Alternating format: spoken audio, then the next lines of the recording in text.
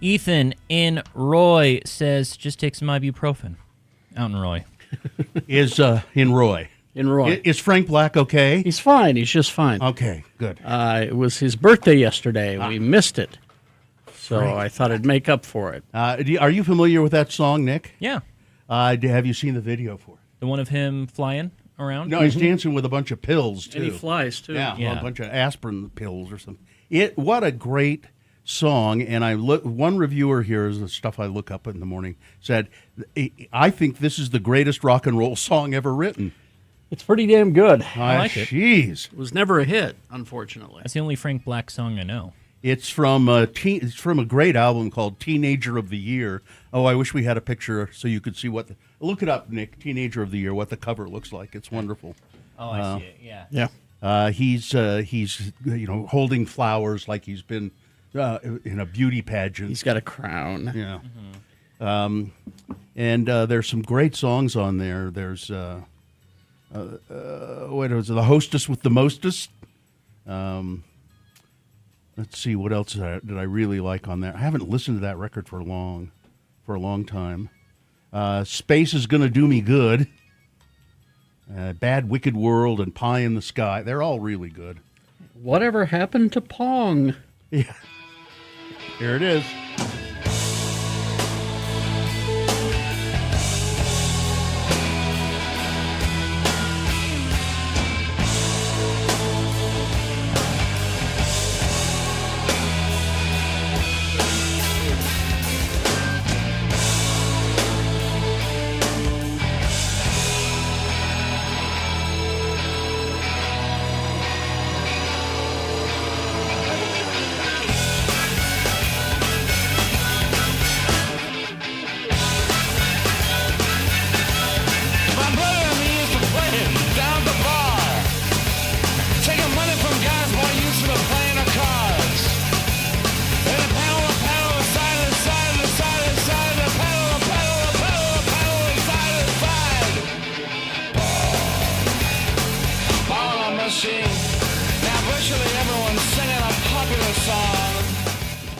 Okay.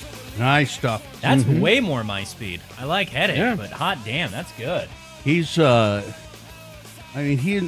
Pixies, but Frank Black, they're sort of ahead. They were way ahead of their time. Yeah. They really were. It's one of those bands where, when they're there, you're like, huh? And then a few years down the road, you go, ah. Sure. Yeah. So. There's only on the Headache song. There only list 3 musicians: Frank Black, the bass player, and the drum player. It sounds pretty stripped down. Yeah. Hey man, is this Freedom Rock? Well, turn it up. That's the name of the song. Is Freedom Rock. Well, turn it up.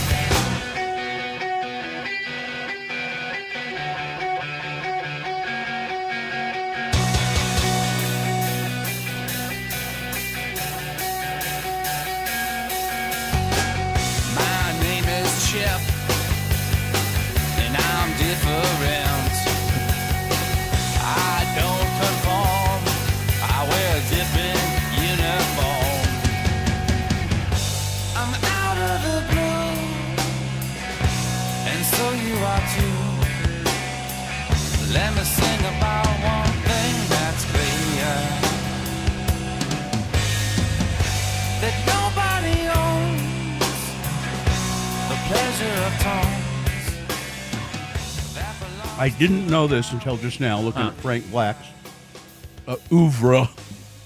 He did a cover of a Brian Wilson song, a Beach Boys song, Hang On To Your Ego. Okay. And that's a cover of Brian Wilson, the Beach Boys.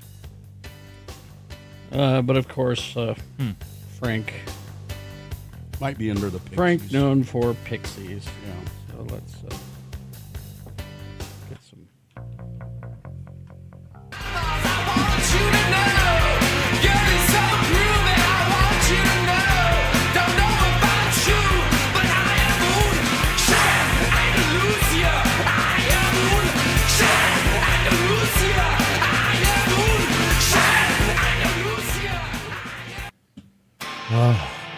into it.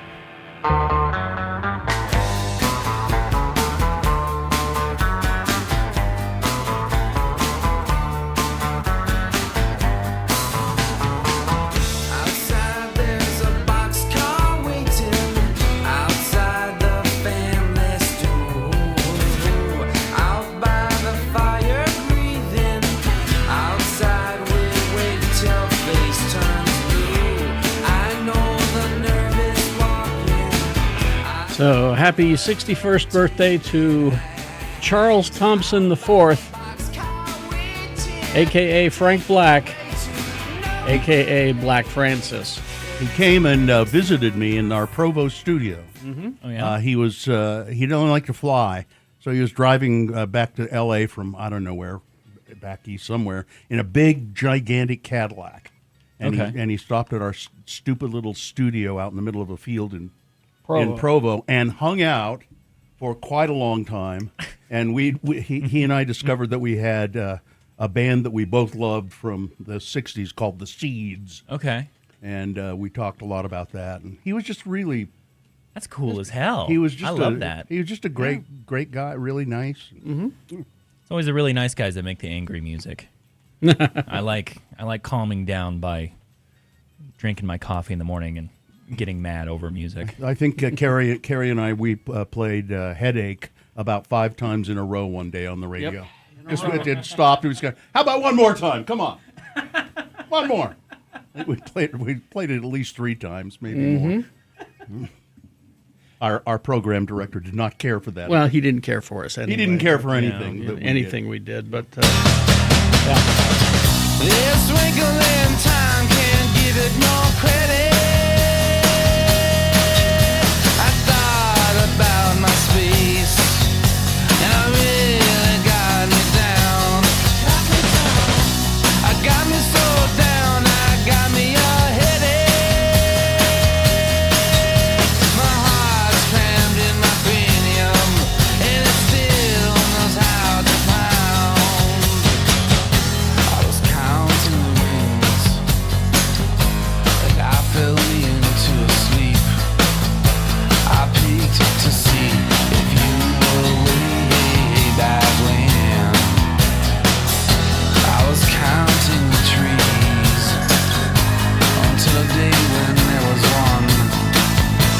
I'd hoped beneath a sleep is where that you had been.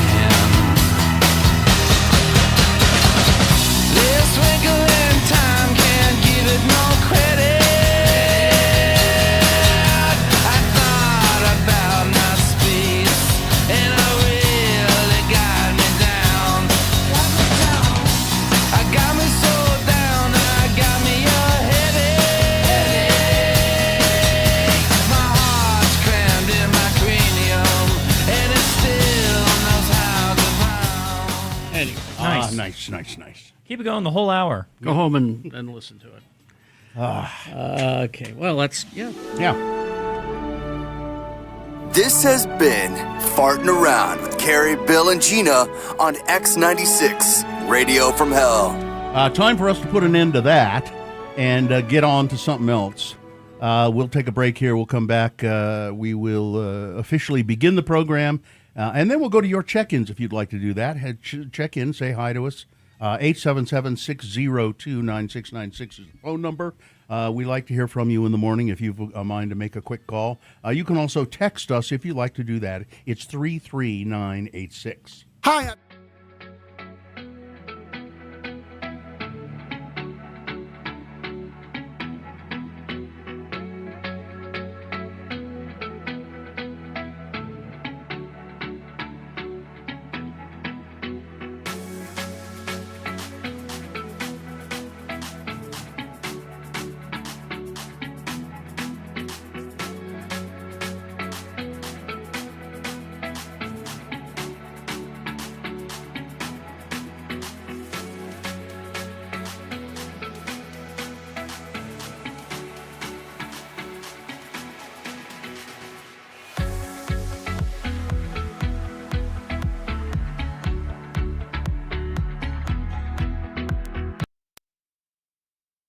Flay. Flay. Spell it with me now. F-L-A-Y.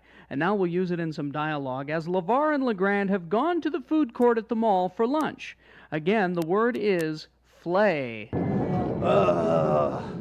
Oh, I am full. That was a mighty good meal, LeVar. Yeah, pretty good. Hey, you think that me having a large order of chili cheese fries at the A&W was good for me? Well, I don't know if it's good for you or bad for you, but you eating them is bad for me. I What? mean, we're going to have to drive home with the windows of the pickup rolled down for sure. What a smell. Sorry. Well, I wonder if them fries was good for Mart. I'm kind of getting chest painy since I ate them. Probably just some big old gas bubble trapped near your left ventricle. You know, you should have had what I had for lunch. A hard, healthy sandwich from Chick-fil-A. Oh. Eating them fries was worse for you than eating a big old hunk of filet mignon. All that fry grease is going to go right to your arteries. Oh, hey, how come they call a filet mignon a filet mignon? I don't know. I guess because it's a flame-broiled piece of meat that is so thick and heavy that when you eat it, you get sleepy and start to yawn. Therefore, i.e. and etc., a filet mignon. Oh, filet mignon. Yeah, filet mignon. Ooh, looky here. Here's a blood pressure machine here to the drugstore in the mall. Let's see. Let's pop in a quarter, and I'll check my blood pressure. See if them fries has pushed it up any. All right, go ahead. I'm sort of not feeling too Put good. the quarter in there, then. Put it in. Go. You have to squeeze your forearm a little. You must be absolutely still but relaxed during the test. What's it mean? It's going to squeeze your arm there. What's it doing now? It's like clamped down on me like some kind of ferocious animal. I don't know. What? Oh my God! What's this flashing light mean? I don't know, but I It's think flashing real fast. it feels like my heart is starting to speed up really fast. You don't look so good, LeGrand. I'm feeling kind of weak and pale like. What? You're pale. You're drooling. What's wrong with you? I'm not feeling too well. Get my arm out of here. I can't get your arm out. It's stuck on there. Can't take this anymore. It's squeezed my arm too hard. I'm feeling faint. Everything's going kind of black. Somebody call the paramedics. Test is finished. I will display the results. You may remove your forearm. I didn't get enough information that time to give you accurate readings for everything. If you want to try again, push the start button to begin the test. No fetching way. I'm not going through that You again. said you didn't get it right the first time. I'm not going through that again. Let's just run over to the Chick-fil-A and get me a soft serve ice cream. Okay.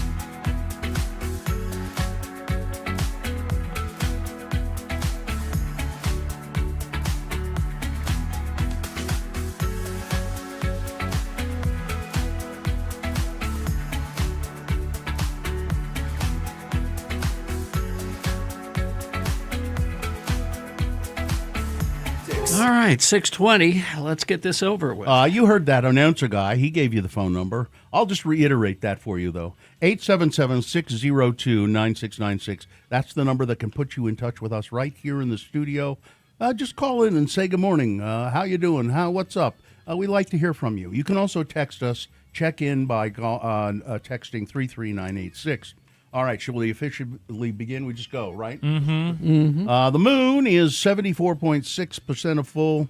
It's a waning gibbous moon. The moon will set today at 9:48 a.m. Today being Tuesday. No. Yes. Yeah, it is Tuesday. It's the 7th day of April in the year of our Lord Jesus Christ, 2026. It's Cheers to National Beer Day. Yeah. It's National Girl Me Too Day. Hey. Girl Me Too. It's National Coffee Cake Day, and it's International Beaver Day. Well, There you go. This is an all-new edition of the show that urges you to slow down, savor the day, have a piece of coffee cake, and relax. It's Radio from Hell, starring the Lords of Morning Radio. Kerry Jackson, right there. I'm Bill Allred, right here. Gina Barberi is absent. So Nick's your buddy, Nick's your pal, is filling in for Gina today. Katie for short is our excellent producer. There in the booth behind me. Looks like we've got a new intern kind of working out there, learning the ropes. And then there's Hudson, I believe. Hi, Hudson. And, of course, the dog, Vax, there. You can see all of this if you go to x96.com/live as we introduce the cast. It is on our YouTube channel. Yeah. All right. Check-ins? 877-602-9696 or 33986 for the text. Barely Alive Egg from Ogden. Salem Steve checking in. Considering Mike Lee's ancestors' mass murdering past, his support of committing war crimes is a no-brainer. That would be John D. Lee, who was the sort of leader of the Mountain Meadows Massacre. Is that right? Oh, I did not know that. Okay, there you go. Interesting.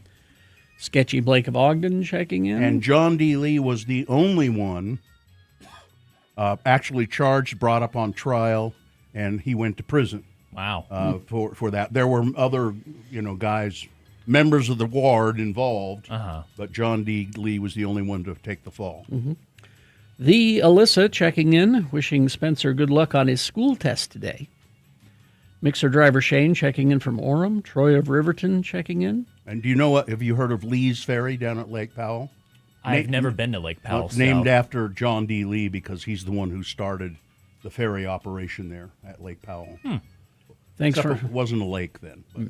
Thanks for making Headache one of your recurring songs. I've added it to my canon.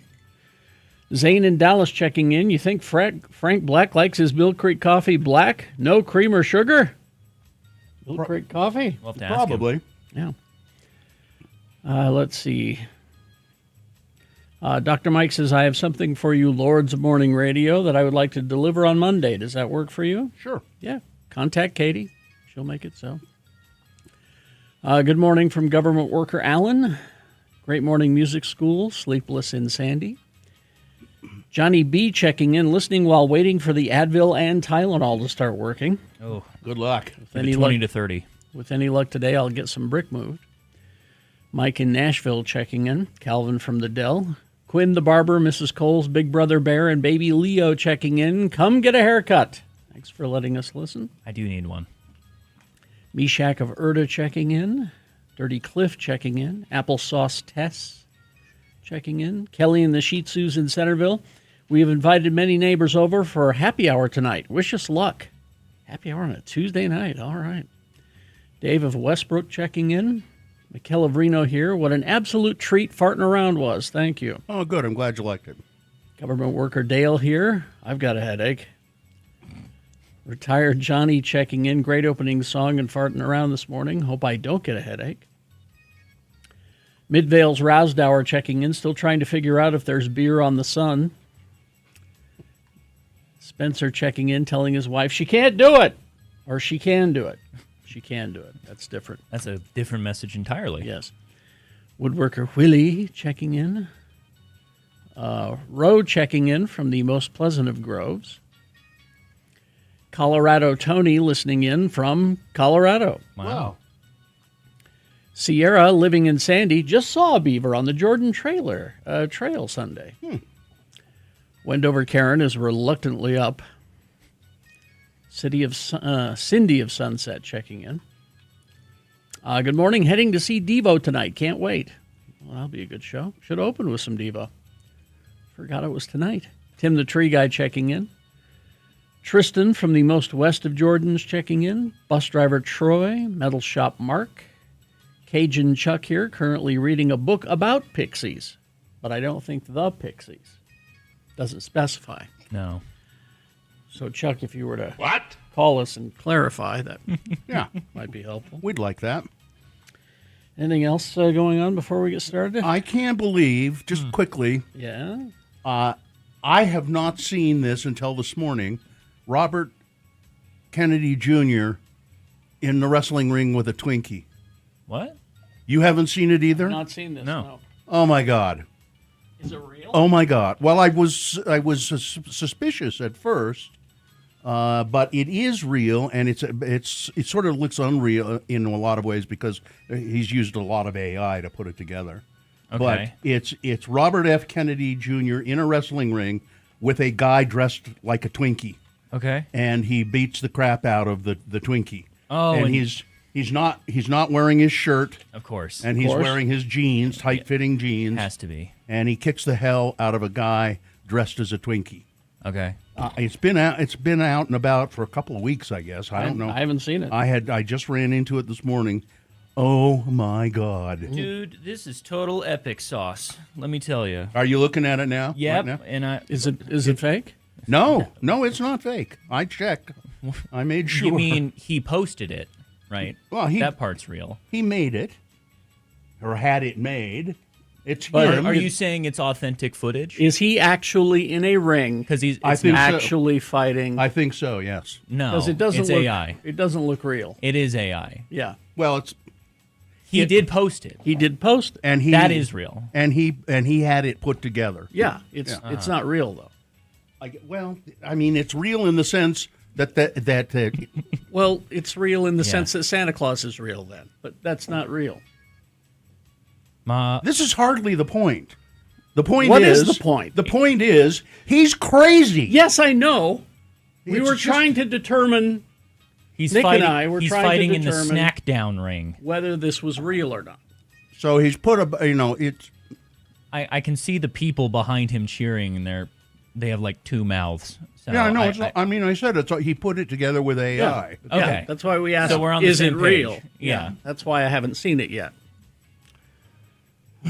You haven't seen it because it's not real. I have a filter. Not real. Yeah, Really? Legitimately? yeah. Yeah, Like well, a- Twinkie the Kid, that's topical. Anyway, I love that he works out in his jeans. It's the only thing I like about that I him. don't get. Let's see. Utah Sean checking in, making sure Todd gets his daily reminder that the Union Pacific Big Boy will be back in Ogden next week. Oh, Todd's going to go crazy for that. Yes, he will. All right, traffic. Traffic, or should I say whole nothing of it. I am seeing nothing but green out there in the valley, but UDOT sometimes doesn't like giving me the full picture. That's where you come in to do UDOT's job. 33986 is the text line where you can share your own traffic updates with me if you can do safely, is all I request. Thank you. Okay, let's see. Just like the traffic team that we have, we need a hummingbird watch Oh, so we know when to put out the feeders. Keep I an eye open. could have sworn I saw one yesterday. I'm going to put out my feeders today. All right. Let's see. We got to take a break. We'll be back after some messages and a song. And we got Big Boy News and a Pinuendo and Frank Christ Presents all in the next break. Stand by for that. Listen to Radio from Hell at Home when you first wake. Vaxildan, our radio pup, finally has a sponsor. It's Zero Res, and this time of year brings a lot of dirt and things through your house, damaging your carpets. Vax says book your carpet cleaning appointment today. Not only do you get the fourth room free, but your animals will thank you with extra love. Go to zerores.com today.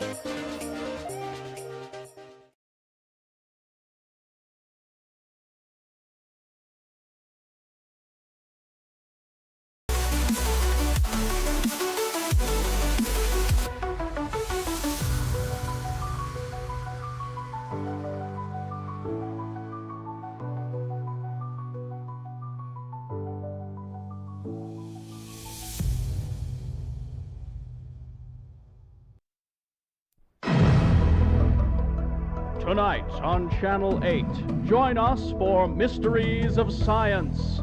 Our scientific staff explore unanswered questions that have boggled the minds of the scientific community for years. Hello.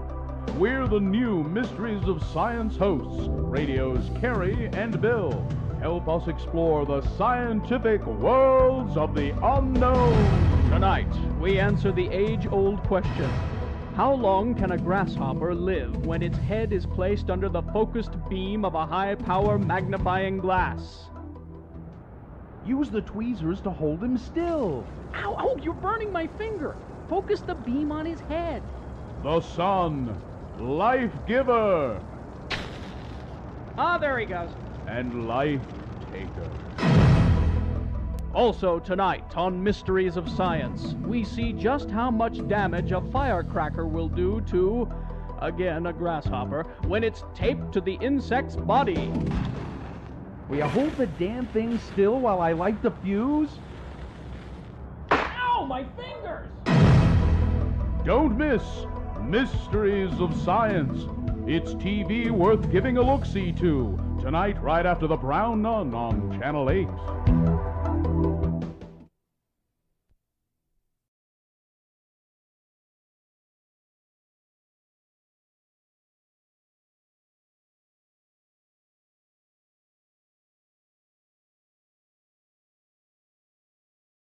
I have here a letter that people perhaps would like to hear me read. You mean an email of interest? Yeah. An email of interest. Bill, my name is Dave. Hi, Dave. Another listener from Perry City. We all have events in our lives that seem to happen and remind us of how fortunate we are, and sometimes we find that we are so close and yet so far away. Mm-hmm. I listen via the podcast, and therefore I'm sometimes a day or two behind, depending on how much I am able to listen. Anyway, I found myself in Fargo, North Dakota this week for work.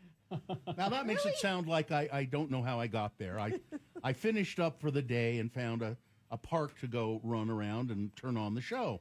I, like you, had been invested in hearing the outcome of the Karcher Mall polar bear. That evening, as I ran, you teased that you had, in fact, received a letter from Sketchy Blake about the polar bear. I listened during my run and returned to the hotel to get to bed as I had a 5 a.m. flight the next morning. The next morning, I got on my flight, and when I landed in Minneapolis, I had a walk and some time between my next flight home, so I popped on the show, and you started to read the email from Sketchy Blake, and I soon realized that the polar bear is in the Cabela's in Fargo, North Dakota, where I had just come from. Wow. If I had only run for 10 more minutes, I might have been able to get a picture of the polar bear.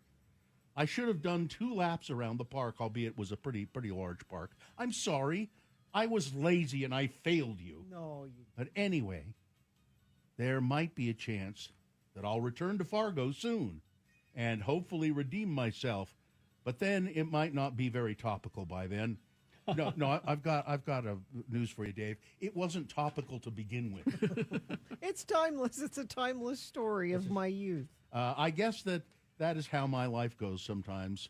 So close, yet so far away. Thanks for letting me listen. Dave from the most of Pear. Perry. It doesn't always work. Yeah. Another listener from Perry City. So to backtrack, if you missed the story, I told a story of my youth in Nampa, Idaho, and I remembered going to Karcher Mall, and the thing that I remembered about it was there was a giant stuffed polar bear on display there, and wondering what happened. The first thing I would have wondered is why there was a giant stuffed polar bear on display at the Karcher Mall. And who is this Karcher? I don't know. But I love that friends of the program, and this show would never work outside of Utah.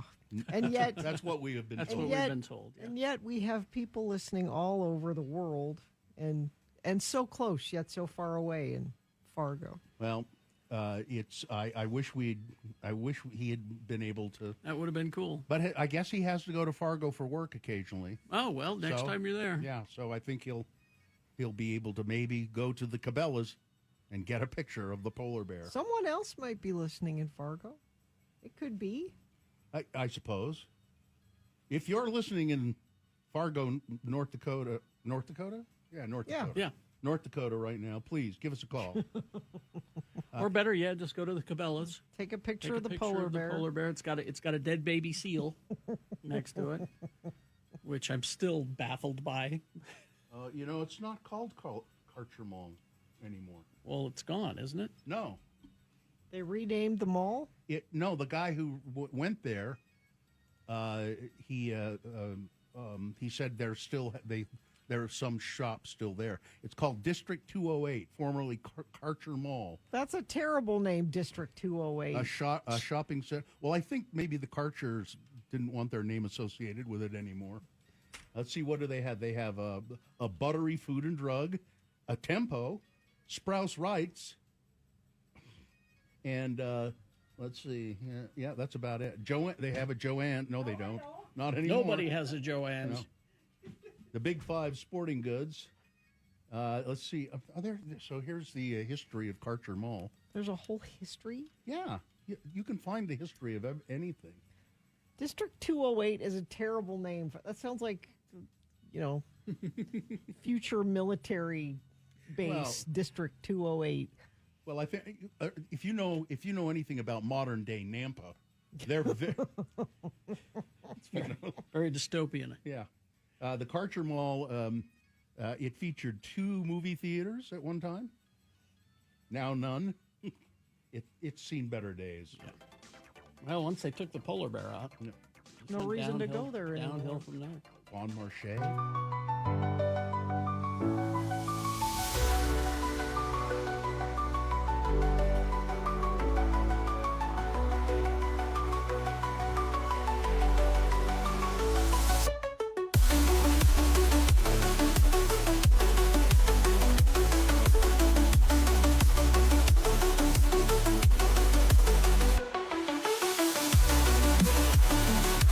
38. Time for some big boy news and opinioendo. Right after that, it's Frank Christ presents They're Fine, They're Just Fine, the Dead Celebrity Game.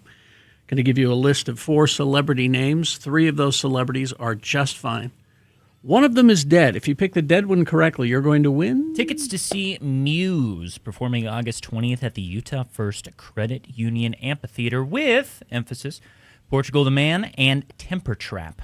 Muse tickets. All you got to do is sit through the game. Frank Christ presents 877-602-9696. We'll play that right after this big boy news and opinioendo, brought to you by. I'm going to say just get right into it. All right, and don't forget, the views expressed on X96's Radio from Hell show do not necessarily reflect the opinions of Broadway Media, its management, owners, or advertisers. This program is intended for mature audiences. Parental discretion is advised.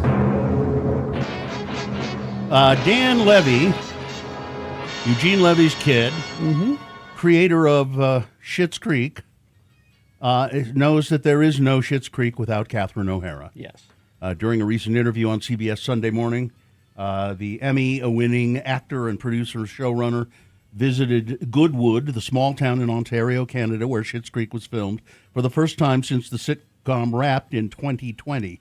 While standing outside the store that was once called Rose Apothecary, the fictional boutique that his character David Rose owned, CBS News' Anthony Mason asked if there was any chance for a sequel series.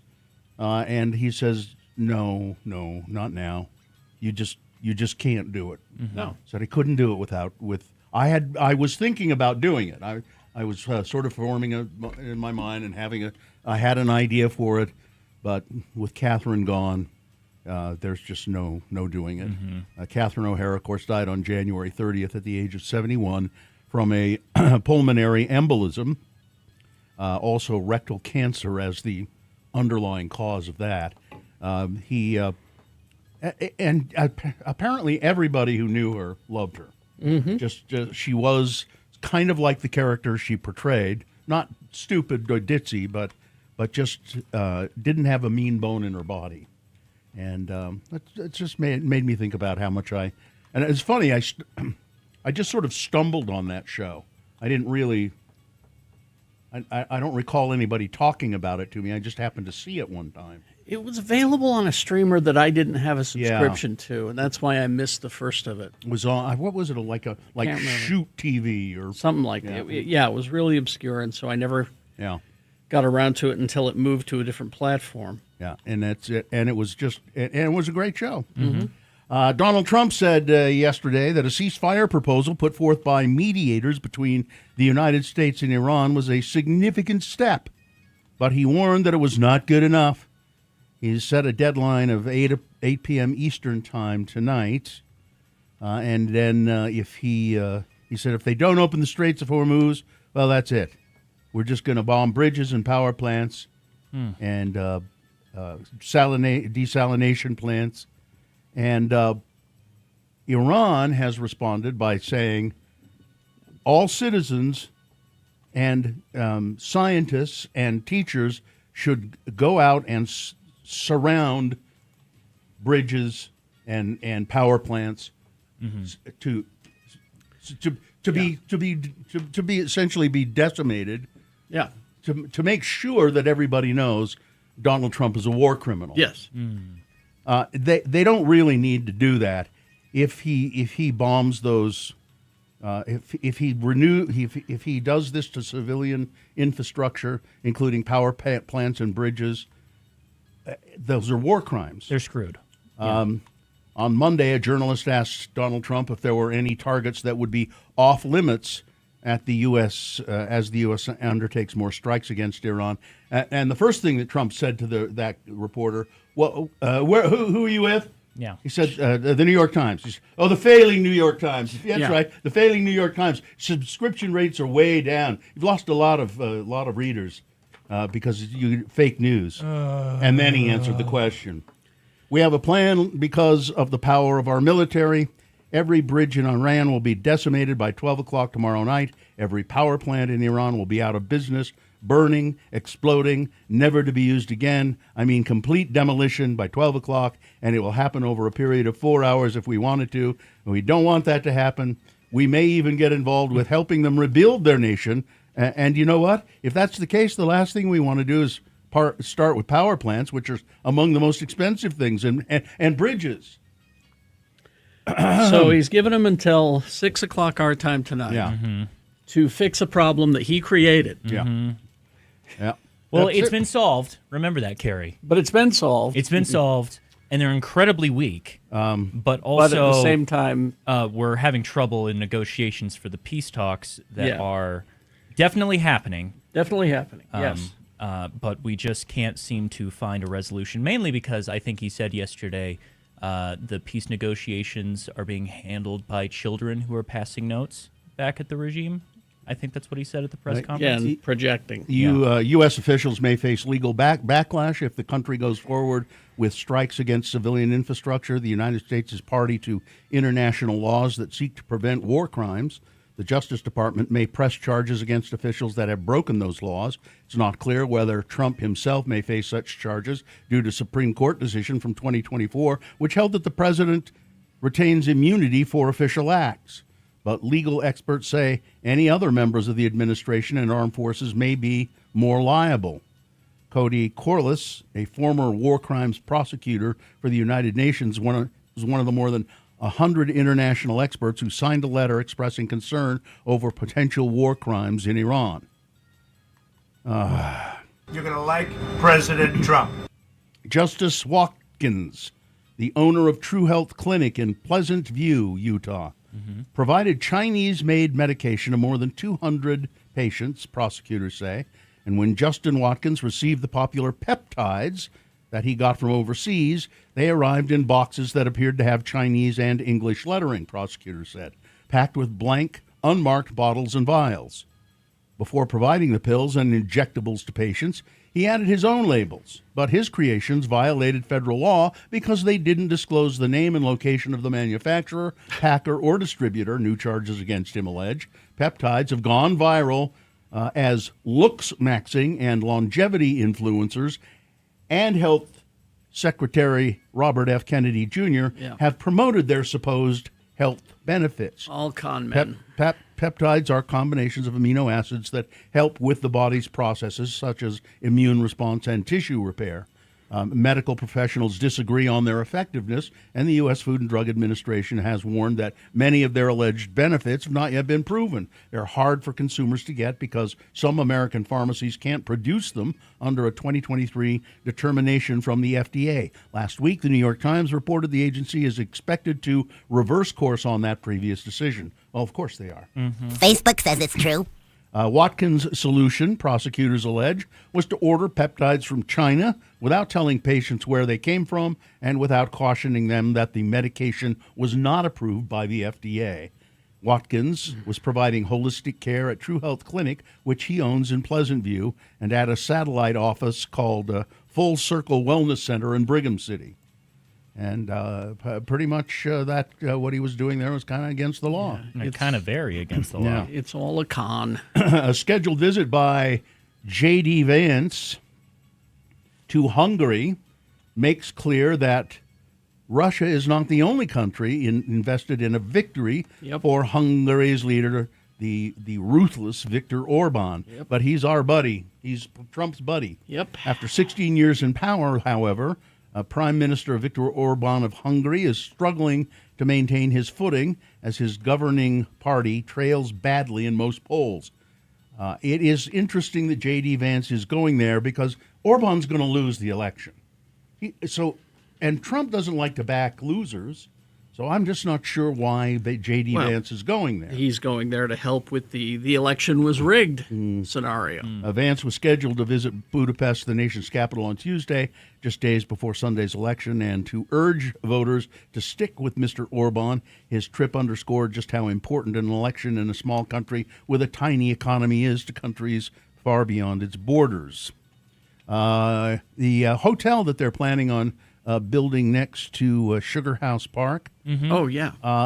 Replacing my Sizzler. Well, your Sizzler's long gone. Yeah. Vistas around Sugar House Park could be changed forever by a new 7-story hotel, depending on a rezone vote today by the Salt Lake City Council for what many residents know as the former Sizzler restaurant site.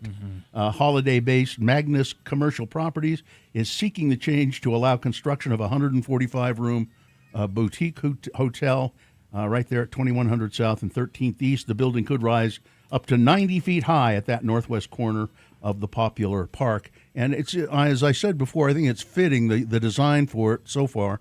Sugar House Park used to be the site of the Utah State Prison years and years ago. And I think that hotel looks kind of like a prison. It does. So. Yeah. Designs envision a contemporary urban hotel in masonry, glass, and metal with a pool, retail outlets on the ground floor, and several cells. No, not, and 180-stall underground parking garage. But a lot of residents are saying it's going to just destroy the vistas, the views. It's. I'm sure Sugar House residents are excited for even more construction. Even more construction, yeah. That area has been shut down for like 5+ years at this point. I feel bad for such a cool hangout spot. I was talking with my comic book store is there, and he says that they're going to be making even more construction headed his way, and he says it's just not going to help. It's not going to help at all. Police in West Valley City are investigating after a body was found in a canal Sunday night. Officials saying there was no signs of foul play. Some guy was fishing in the canal near 5300 West and 2500 South, spotted a body in the water. Police and fire crews responded, removed the body. They have not been able to identify the victim at this time. And finally, this California's Big Bear Lake bald eagle pair, Jackie and Shadow, are once again parents to 2 eaglets. Aww. The first chick hatched Saturday night, fully breaking free from its egg after a process that reportedly took about 36 hours. The nonprofit Friends of Big Bear Valley, which monitors the nest through a live stream camera, said that the chicks are being fed small pieces of fish and other prey. Both chicks are doing well, looking great, and their journey has just begun, the organization said. Jackie and Shadow have built a large following after years of heartbreak as viewers watched previous eggs fail to hatch or the eaglets die. In March of 2025, 2 eaglets successfully hatched and then later fledged from the nest last summer. So there was a success last summer as well. Mm-hmm. But, yeah. There's a picture of one of the eaglets there. Yeah, a little furry fuzzball. Yep. And the stern-looking face of Mama Eagle. They look sort of stern, don't they? Kind of. No, you're not messing around here. All right. Sports weather traffic. Sports, men's NCAA March Madness came to an end last night when Michigan won its second national championship in men's college basketball Monday, defeating Connecticut 69-63 in the title game in Indianapolis. After a 31-3 regular season, the Wolverines were dominant during their tournament run, winning each of their first 5 games by double digits. Michigan's average margin of victory in the NCAA tournament before Monday was 21.6. And if you are not into sports whatsoever like myself and want to impress your very cool sports broadcasting peers that are about your age, you can tell them, hey, did you know that this was their first win since 1989. And if you say it as confidently as that, I'm sure they will believe you. That is your sports. Taking a peek at the weather. We are currently sitting at 47 degrees here in Salt Lake. We are going to climb to a high of 69 degrees later today. Nothing but sunshine, at least for this forecast as of today, but we'll get some clouds coming in tomorrow. Those clouds will settle in probably for the rest of the week. And by Sunday now, we could see some precipitation. Taking a peek at the traffic, let's hit the refresh, just make sure I'm on the up and up. I'm not seeing anything out there on the roads at the moment, but that can and will probably change. Why don't you let me know about that change? 33986 is the text line where you can share your own traffic updates with me, and I would hope that you could safely do so. Good morning, Frank. Oh, hello, everyone. It's Frank Christ, ladies and gentlemen, here in the studio once again. Yes. Frank is the Grim Reaper of celebrity souls. Mm-hmm. That's what he specializes in. How do you feel being around Frank? Nick, I wore this jacket specifically because I'm always reminded about how cold the room gets when he's around. And I know a listener earlier wanted to know if you take your coffee, with black or with cream? Well, no, he was asking about Frank Black, not me. Oh. I can't drink things. Don't you know the old joke about the skeleton who went into a bar and said, I'd like a beer and a mop, please? So that's what would happen with Frank. I can't drink things anymore. He's a skeleton. He's a skeleton, Nick. He wears the robe, he carries a scythe, and he is cursed with having to reap the souls of celebrities when they die. And it's a curse because Frank loves I love our precious celebrities. I do too. We all want to be just like them. Indeed. Everything they say and do is right, except for Temu Spider-Man. Yes. Or Superman, I mean. Both. Frank has joined us to play the game we call Frank Chris Presents. They're fine. They're just fine. He gives me a list of 4 actors, and he's happy to report that 3 of the actors on that list they're just fine. But one of them. Oh, my God. Oh, you hear that belly aching, that crying? This was a hard one. Oh, he had to take this person. And if a contestant can name the dead celebrity on this list, they win a prize. Who do we have? Chris is here. Chris, how are you? I'm fine. I'm just fine. That's good to know, Chris. I'm glad you are. Chris, if you identify the dead celebrity on this list, you will win what, Nick? Tickets to see Muse playing August 20th at the Utah First Credit Union Amphitheater with Portugal the Man and the Temper Trap. That's a good show. That is going to be a good show. All right, Chris, you ready to go? Yes, sir. Okay. It's International Beaver Day. So Frank has given me a list of actors in movies featuring beavers. All right? Mm-hmm. Number 1, Graham Greene, a Native American actor. He was Kicking Bird in Dances with Wolves. His other notable films include Thunderheart, Maverick, Die Hard with a Vengeance, The Green Mile, Wind River. Greene acted as the beleaguered Native American elder chief Rains Fall in the Western-themed video game Red Dead Redemption 2. Mm-hmm. His beaver movie is called Grey Owl, a Pierce Brosnan film about a man who lives in the wilderness with 2 beaver kits. Number 1, Graham Greene. And number 2 is Cherry Jones. She won 2 Tony Awards for Best Actress in a Play for The Heiress and Doubt. Her other Tony-nominated roles were in Our Country's Good, A Moon for the Misbegotten, and The Glass Menagerie. Her film appearances include The Horse Whisperer, Aaron Brockovich, Perfect Storm 12, and Ocean's 12. Her beaver movie, The Beaver. Mel Gibson stars as a man who communicates solely through a beaver hand puppet. Number 2, Cherry Jones. Number 3 is Bobby Moynihan. He was a cast member and writer for the NBC sketch comedy series Saturday Night Live. He voiced Louie Duck on Disney's DuckTales, Howl the Dog, and PBS Kids series Nature Cat. He also voiced roles in Monsters University and The Secret Life of Pets. His beaver movie is Hoppers, a Pixar film where a girl hops her consciousness into a robotic beaver.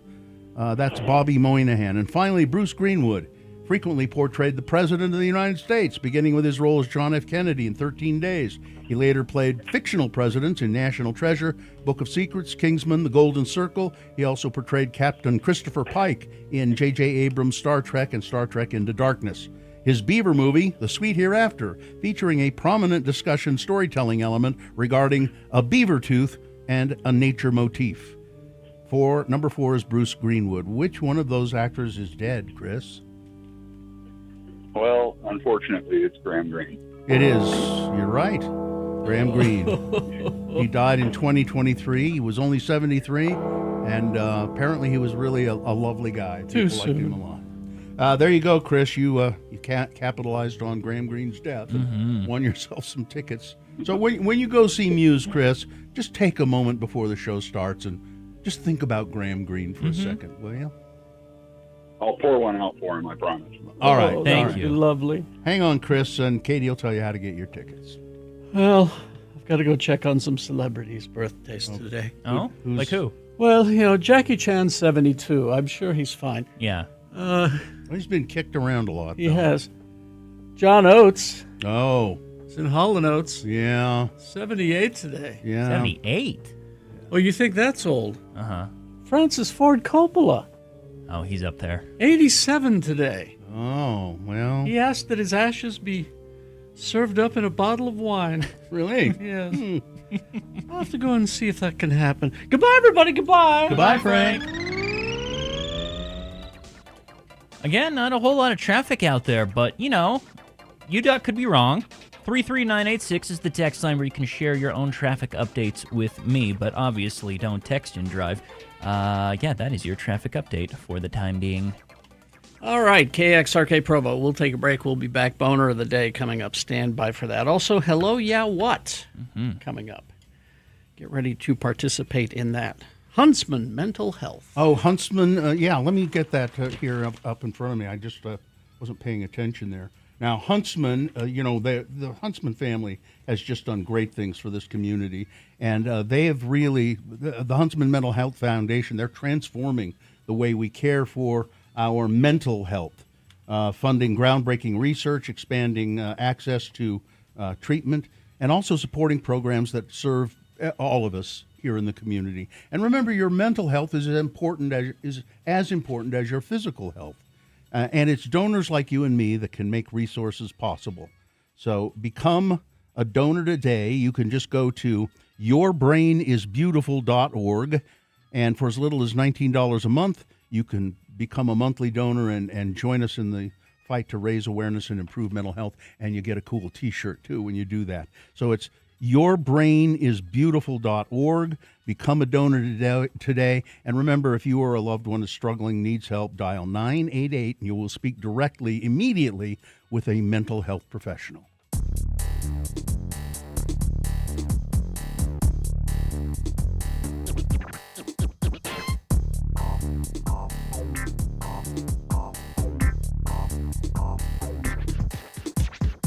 I went to the phone store yesterday because there was a little icon on my phone that I didn't know exactly what it meant. I hadn't seen it before, and so I thought something might be wrong with my phone.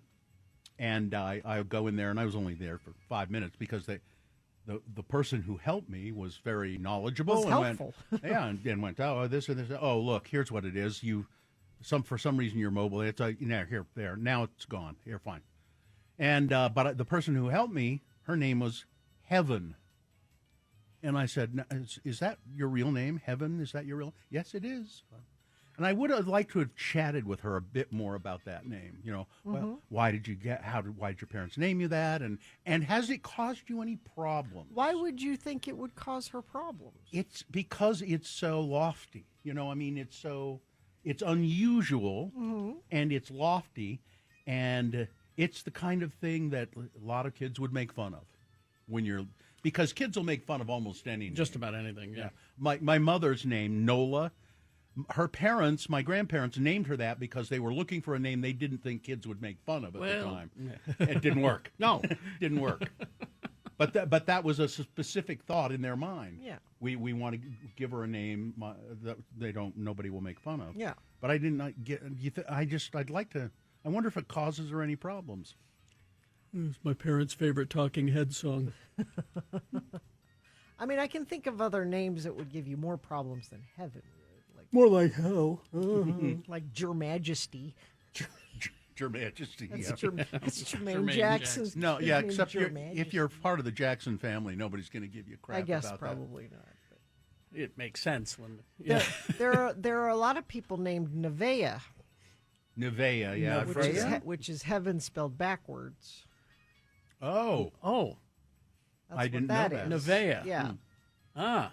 So and Prem is MERP spelled backwards. I don't know. doesn't help I'm going to name my either kid way. Prem. This is a good reminder, though. We love to help you with baby names. Yes. Because we will run through all of the negative things that could possibly come from naming your child something. Or sometimes we have people that say that the parents are arguing about the name and we'll help break the tie. We'll help break the tie. You can just email us your baby names, radiofromhell@x96.com. No, I like that name, Heaven. I thought I think it's a that's great name, yeah. delightful. That's charming. It's sweet, but maybe you could name somebody Afterlife. Well, that's not a good name. No, Heaven's a good name. But What are other words for heaven? paradise? Yeah, paradise. The Andorian term is unpronounceable. How about To the Klingons, it's Vortavor. celestial kingdom? No, that's too long. It's- Just celestial. All right.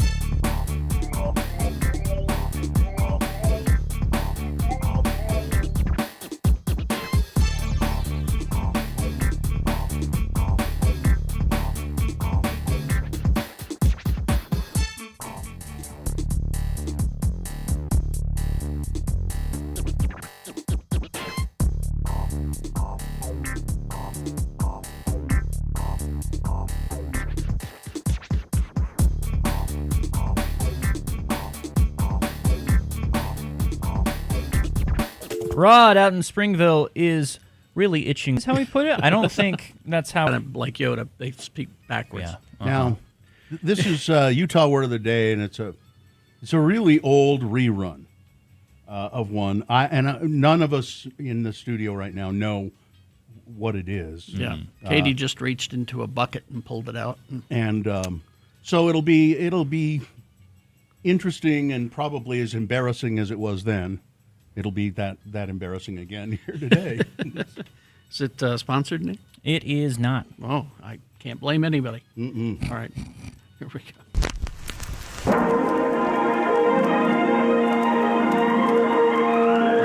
It's often said that people of Utah speak a language all their own. It's a language that's often confusing and even incomprehensible to newcomers here in the Beehive State. So, Radio from Hell presents a handy guide to help everyone understand how the natives speak. It's the Utah Word of the Day, and today's word is... Shurvut. S-H-U-R-V-U-T. Shurvut. Now here to use this somewhat tricky word in dialogue is the mayor of Mona, Utah, Don Criddle, and his son, Denver Criddle. The mayor has called Denver to his office, a tough shed behind the Criddle home, for a somewhat confrontational meeting with his son. Again, the word is Shurvut. Daddy? Why have you asked me to come to the office, Daddy? You don't ever invite me to the office of mayor unless there's something I've done wrong. Or the garbage needs to be took out. Did I do something wrong, Daddy? Or is your garbage can full? Sit down, son. I want to read you something I seen in the news. It's from Nephi City. Nephi City. Oh, those dirty, low-down you-know-whats. How much more are we going to take from them, Daddy? Are they trying to steal something away from Mona again? Are they trying to steal away another business from us? Denver, you are letting it get away from you, son. Just calm down. Calm down, Daddy. Nephi would love to see Mona dry up and blow away. You know the Maverick down there. They was thinking about locating here in Mona. But the Nephi Council promised them the moon, and they went there. They went to the moon? No, they went to Nephi. Oh. And heck, Daddy, Nephi already had a pilot travel center. It's war, Daddy. This is a Nephi-Mona war. Denver, I have told you before. We are not to war with Nephi. That war is all in your overactive imagination. The whole Maverick thing is just business, son, not war. It's war, old man, and that's going to change when I'm mayor. What's that? Nothing, Daddy, nothing. Why did you want to see me? Well, when I seen in the news, it was from Nephi City Police, and they want the public's help finding whosoever was responsible for dumping a load of cow manure in a car up to Nephi. They're calling it Manure-ageddon. Manure-ageddon? Daddy, I don't know nothing about that. The police say a reward is being offered for the arrest and conviction of those responsible for the manure attack. Now, look, here's a picture of the car, and a picture of the manure, and a picture of the manure in the car, and a phone number if you have information or want to turn yourself in. Well, I didn't do nothing, Daddy. You sure of it? I'm sure of it. Hey, Daddy, would I get a reward if I turned myself in? Join us again some other time as we examine how the Utah natives speak with the Utah Word of the Day. Now, and that's how that goes. How culturally relevant. Nick, now Carrie and I, we were in the room when it happened. But this is probably the first time you ever heard that. What? Utah Word of the Day? This particular one, yeah. Maybe, yeah. I've heard a lot of them. I don't remember every single one. But well, do you have any comment to make? I think it was as biting today as it was back then. And I think it's a commentary on the disarray of the world that we're currently in. It seemed to me, as I listened to it, that I still had a fair amount of enthusiasm for writing them. That has, however, left me. I think war never changes, and that is evident in that Utah Word of the Day. I always liked the idea that Nephi and Mona were going to go to war. And they did. As I recall, we did a few sketches where they went to war. A holy war between Mona and Nephi? Yeah. Yeah. Okay. Wow. Because Nephi thinks that they're so much better than right. Mona. You know, they've got more than one gas station. They've got, several restaurants, things like that. They got a Flying J. They got a Flying J. They got a Chevron. They got a Subway sandwich. And how long even has Nephi been a town compared to Mona, right? Probably longer. Well, that's not the point I was trying to make. But what was the point you were trying to make?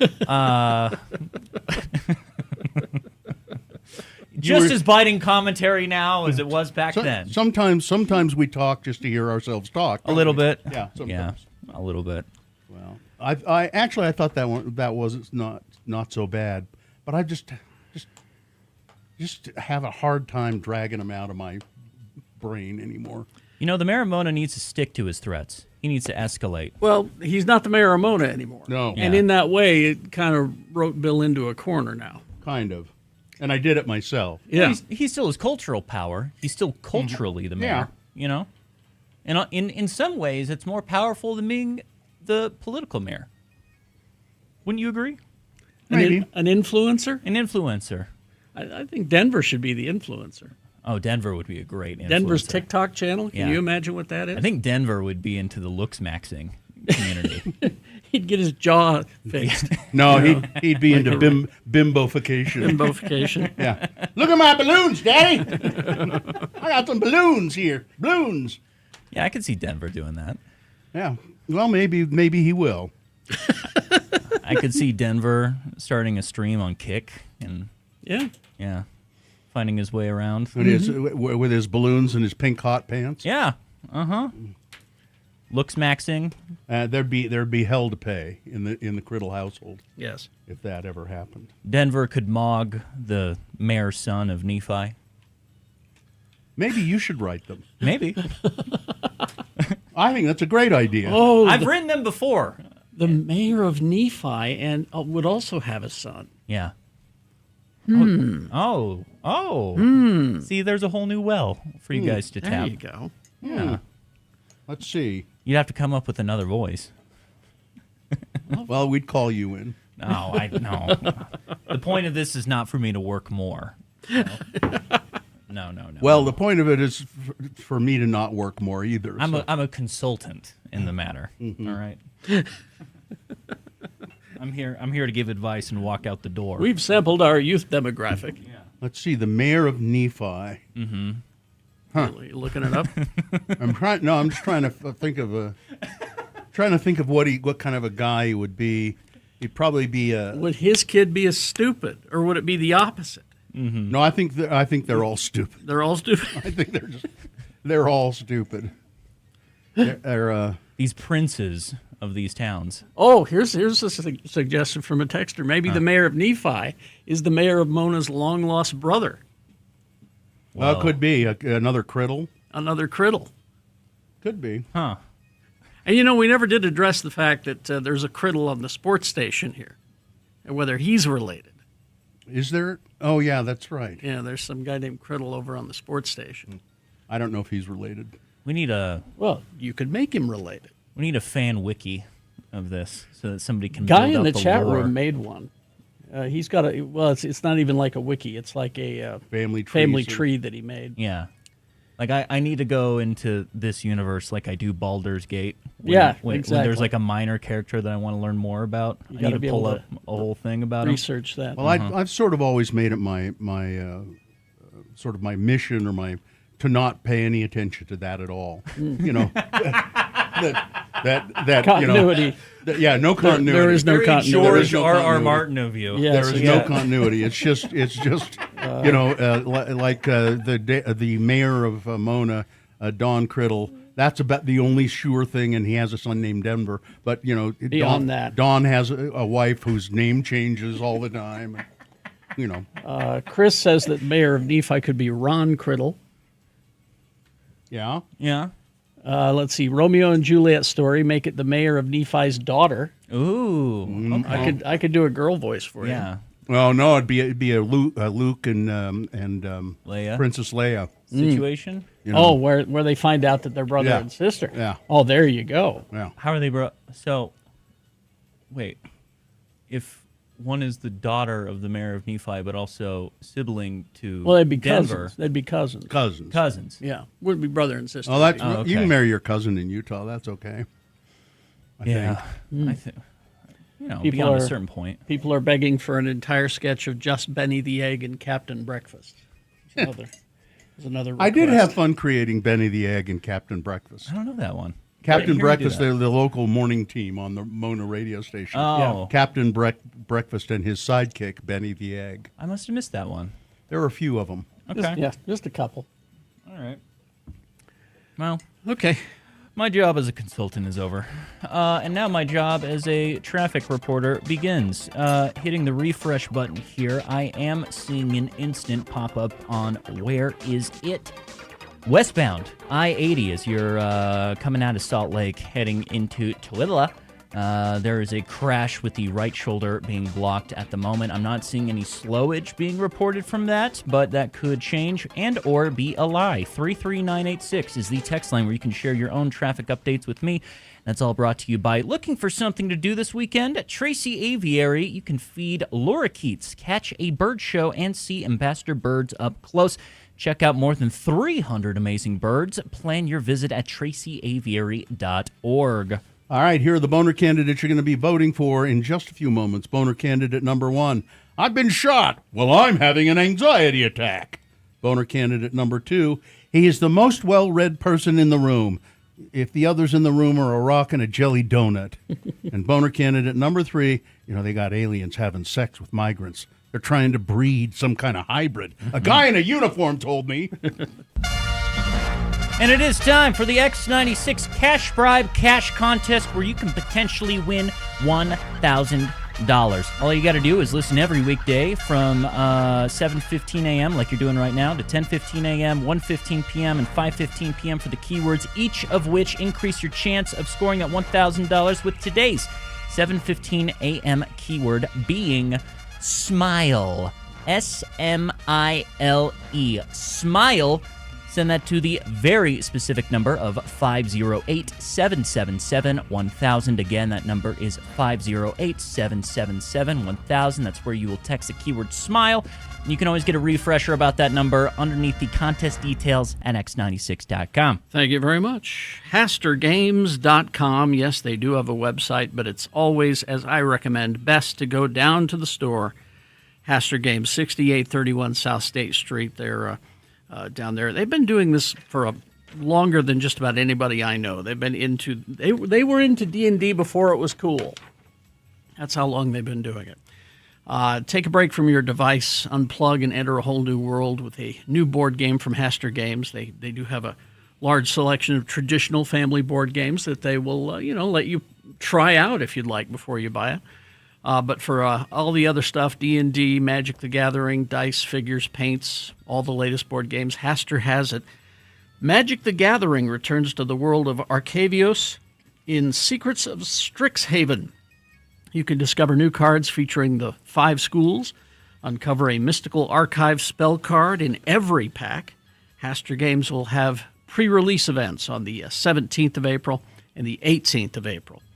With all new commander decks, play boosters, collector boosters, and more available. So stop by the store today, 6831 South State Street, or go to HasterGames.com.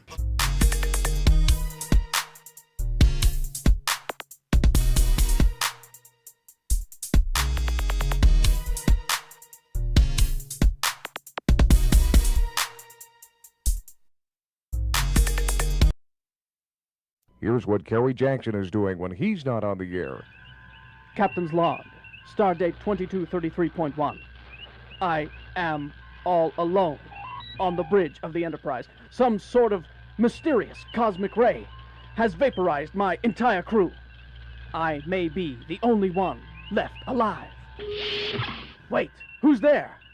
It's me, Captain. Yeoman Rand. Yeoman Rand, thank God you're alive. Yes, Captain, and I feel so safe knowing you're still here. You know I've always been attracted to you. Let's make love right here on the bridge. Oh, come on, Sharon. You're not saying it like you mean it. Carrie, I hate this game. Can't we just have sex like normal people? Oh, come on, Sharon. You know that this is the only way I can get it up. I hate this costume. This wig looks like a woven basket on my head, and the 2 folding chairs and a card table does not make the bridge of the Enterprise. What? Turn off the sound effects. I'm leaving. Oh, okay. If you don't like this game, how about we play the Battlestar Galactica game? I'll be Boxy, and you can be my little robot buddy, Muffet. Oh, God. Help, Muffy, help! I'm trapped and the Cylons are coming! Here's what Bill Allred's doing when he's not on the air. Henrietta Pussycat, you may approach your king! Meow, meow, meow, King Friday. How I've longed for this moment. Meow, meow. Are you sure Queen Sarah is away? Quite. The trollop is off somewhere in the land of make-believe with Bob Dog. My spies tell me that the 2 of them are mating like a pair of crazed weasels in rut. Then now is our chance, my liege. Meow. Take me here, meow. Now, right in the throne room. Come on, Sharon, you're not getting into this at all. Well, Bill, you look pretty stupid in that bathrobe, fake beard, and Burger King crown, and wearing those white socks on your hands to make them look like puppets is just not working. Can't we just do it in the normal way? Oh, come on, Sharon, you know I can't get it up the normal way. Okay. If you can't do this, how's about the Sesame Street game?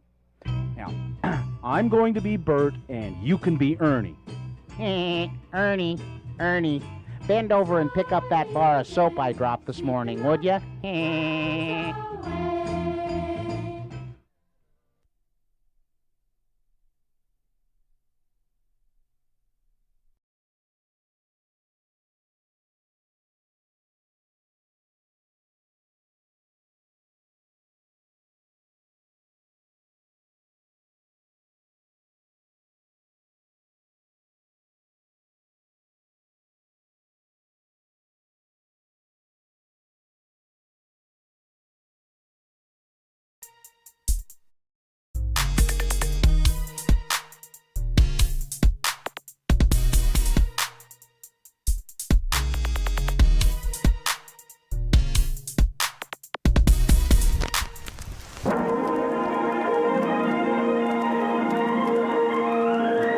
It's often said that people of Utah speak a language all their own. It's a language that's often confusing and even incomprehensible to newcomers here in the Beehive State. So, Radio from Hell presents a handy guide to help everyone understand how the natives speak. It's the Utah word of the day, and today's word is...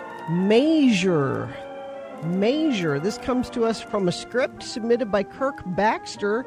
Measure, M-A-Y-Z-U-R-E, Measure. Now we give you the illustrious Mayor of Mona, Utah, Don Criddle, as he prepares to address the local media regarding an upcoming challenge to his office. Again, the word is measure. Hey, Denver, son. Yeah, Daddy. Denver, son. Denver? Daddy. Denver. Hi, Denver. I need you to pretend to be a reporter. I need to rehearse this here press event. Okay, Daddy. I am the media. Hello, media.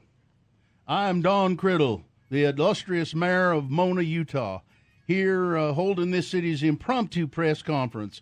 Now, I'm sure you're all wondering the purpose of this very important and public meeting brought on by me, your beloved mayor. So let me get to the heart of the matter. Yeah, Daddy, is that on the matter that you told your opponent for the next pending election that she can't run for mayor on the fact that she is not a man? Is that what this is, Daddy? Now, Denver, remember what I told you. The city office HR department admonished me not to use sexism as a tactic to win the next election. So just because Angela Lynn is a woman and may or may not measure up to the mantle of being mayor of Mona, I must focus on other things to dissuade voters from picking her. But, Daddy, Mona City has never had a lady mayor. We never have and we never will. Daddy, I thought you said that I would be taking your place as mayor someday. Kind of like what they do in one of those careers. Right, Daddy? Now, Denver, you need to hush up about that. Our current democracy does not measure up to a sovereign dictatorship yet. But haven't you read our city's constitution? Oh, shoot, Daddy, you know I can't read. You can't read?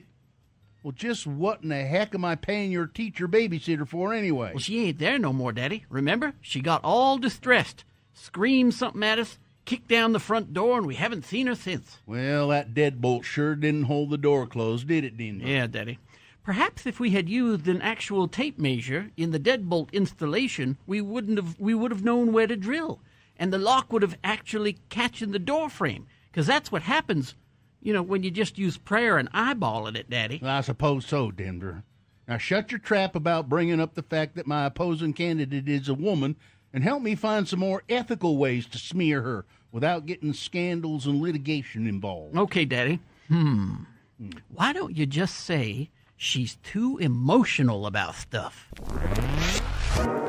Join us again some other time as we examine how the Utah natives speak with the Utah Word of the Day.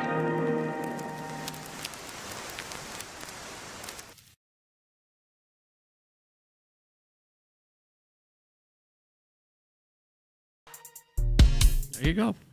7:25, time now for Boner of the Day. 3 news stories. These are examples of bad, stupid, or funny human behavior. And you will decide with your vote of these 3 candidates which one is the worst, which one deserves to be Boner of the Day for today, April 7, 2026. We'll give you 2 candidates now, a third after the news. Once you've heard all 3, then you'll vote. One of you lucky random Boner voters will receive a Boner T-shirt. Thank you. Boner candidate number 1, I've been shot. Well, I'm having an anxiety attack. A man who was shot by police and later died had to wait 10 extra minutes for an ambulance after an officer having a, quote, mild anxiety attack took the first ambulance that arrived at the scene, according to the newly released state investigation. Deshaun Best was shot in the back last year as he fled from officers in Bridgeport, Connecticut. A report released Tuesday by the state inspector general found that the shooting was justified because Mr. Best did have a gun in his hand and the officer pursuing him had reasons to fear for his own safety. But the report raised questions about what took place after the March 31st shooting. which left Mr. Best, who is a black man, bleeding with severe internal injuries. The first ambulance called to take Mr. Best to the hospital arrived at the scene at 6:02 p.m., about 14 minutes after the shooting. However, at the urging of other officers, that ambulance was used to take away a white police officer, Aaron Parata, who had been involved in the foot chase. Paramedics reported that Parata declined treatment in the ambulance. "I'm fine. I just needed to get out of here," she said, according to the report. Another officer described Parata at the time as visibly hysterical, crying, breathing rapidly, and had blood all over her uniform. The second ambulance arrived at the scene at about 6:12.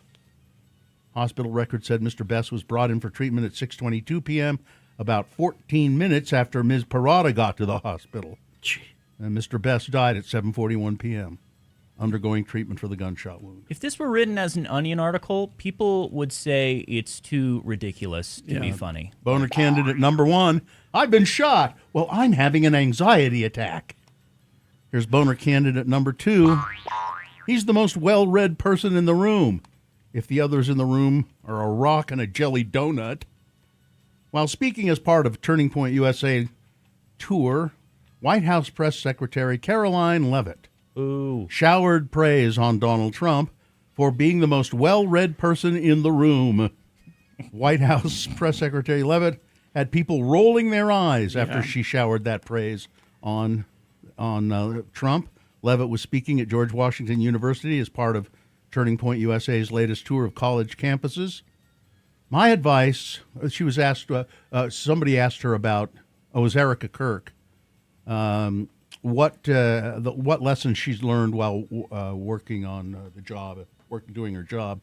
Well, my advice would be to encourage everyone in this room to try to be the most well-read person in the room that you're in. That was a piece of advice one of my predecessors, Dana Perino, gave to me before I took this job. You always want to be the most well-read person in the room. And I try to be every day, but Donald Trump is always.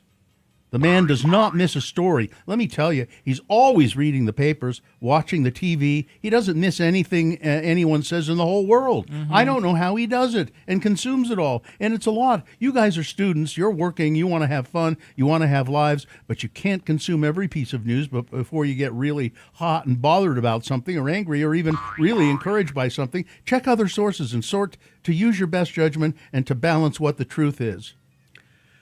Trump famously does not read. Doesn't make any sense. Donald Trump was mocked just weeks ago after he explained to New York Magazine that the reason he's constantly photographed with his eyes closed is not because he's sleeping, but because the meetings he attends are boring as hell. He says, "I just like to sit back and listen, and I move my hand so that people will know I'm listening, and I'm hearing every word." He's one of the most well-read people on the planet, but also he didn't know that the Signalgate thing was going on last year. This is the first I'm hearing about it in press conferences. And even though that was front-page news that day. Boner candidate number 2, he's the most well-read person in the room if the others in the room are a rock and a jelly donut. Yep. Coming up in a moment, boner candidate number 3. Look, they got aliens having sex with migrants. They're trying to breed some kind of hybrid. A guy in a uniform told me. All right, boner candidate number 3 coming up after this. Big Boy News and Opinioendo brought to you by Clark. Let's walk that back a little bit. Yes. Clark Planetarium presents Lost Wolves of Yellowstone, a breathtaking IMAX journey into the dramatic reintroduction of wolves to Yellowstone National Park, an epic story of survival, controversy, and the wild's return.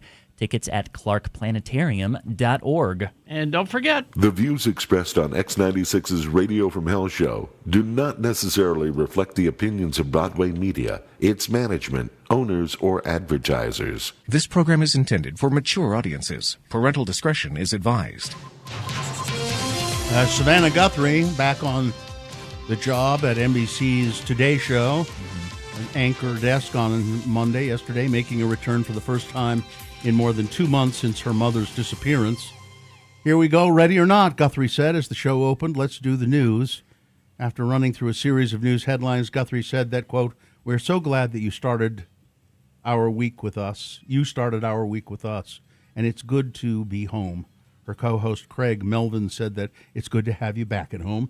At the end of the first 25-minute portion of the show, she offered Melvin a high five, I guess as to say, I'm doing fine. Guthrie, one of morning television's most recognizable faces. As a matter of fact, I think she's the only recognizable face anymore. She has been a Today host since 2012.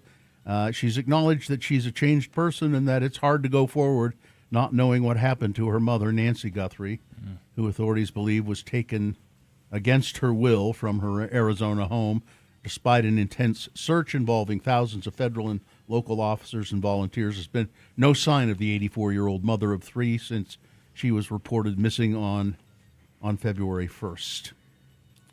Let's see. Ousted Army Chief of Staff General Randy George told Pentagon officials in an outgoing email that U.S. soldiers deserve, quote, courageous leaders of character, after Defense Secretary Pete Hegseth asked him to step down and take immediate retirement. CBS News exclusively reported earlier this week on the general's ousting, with one source saying Hegseth wants someone in the role who will implement his and Trump's vision for the Army.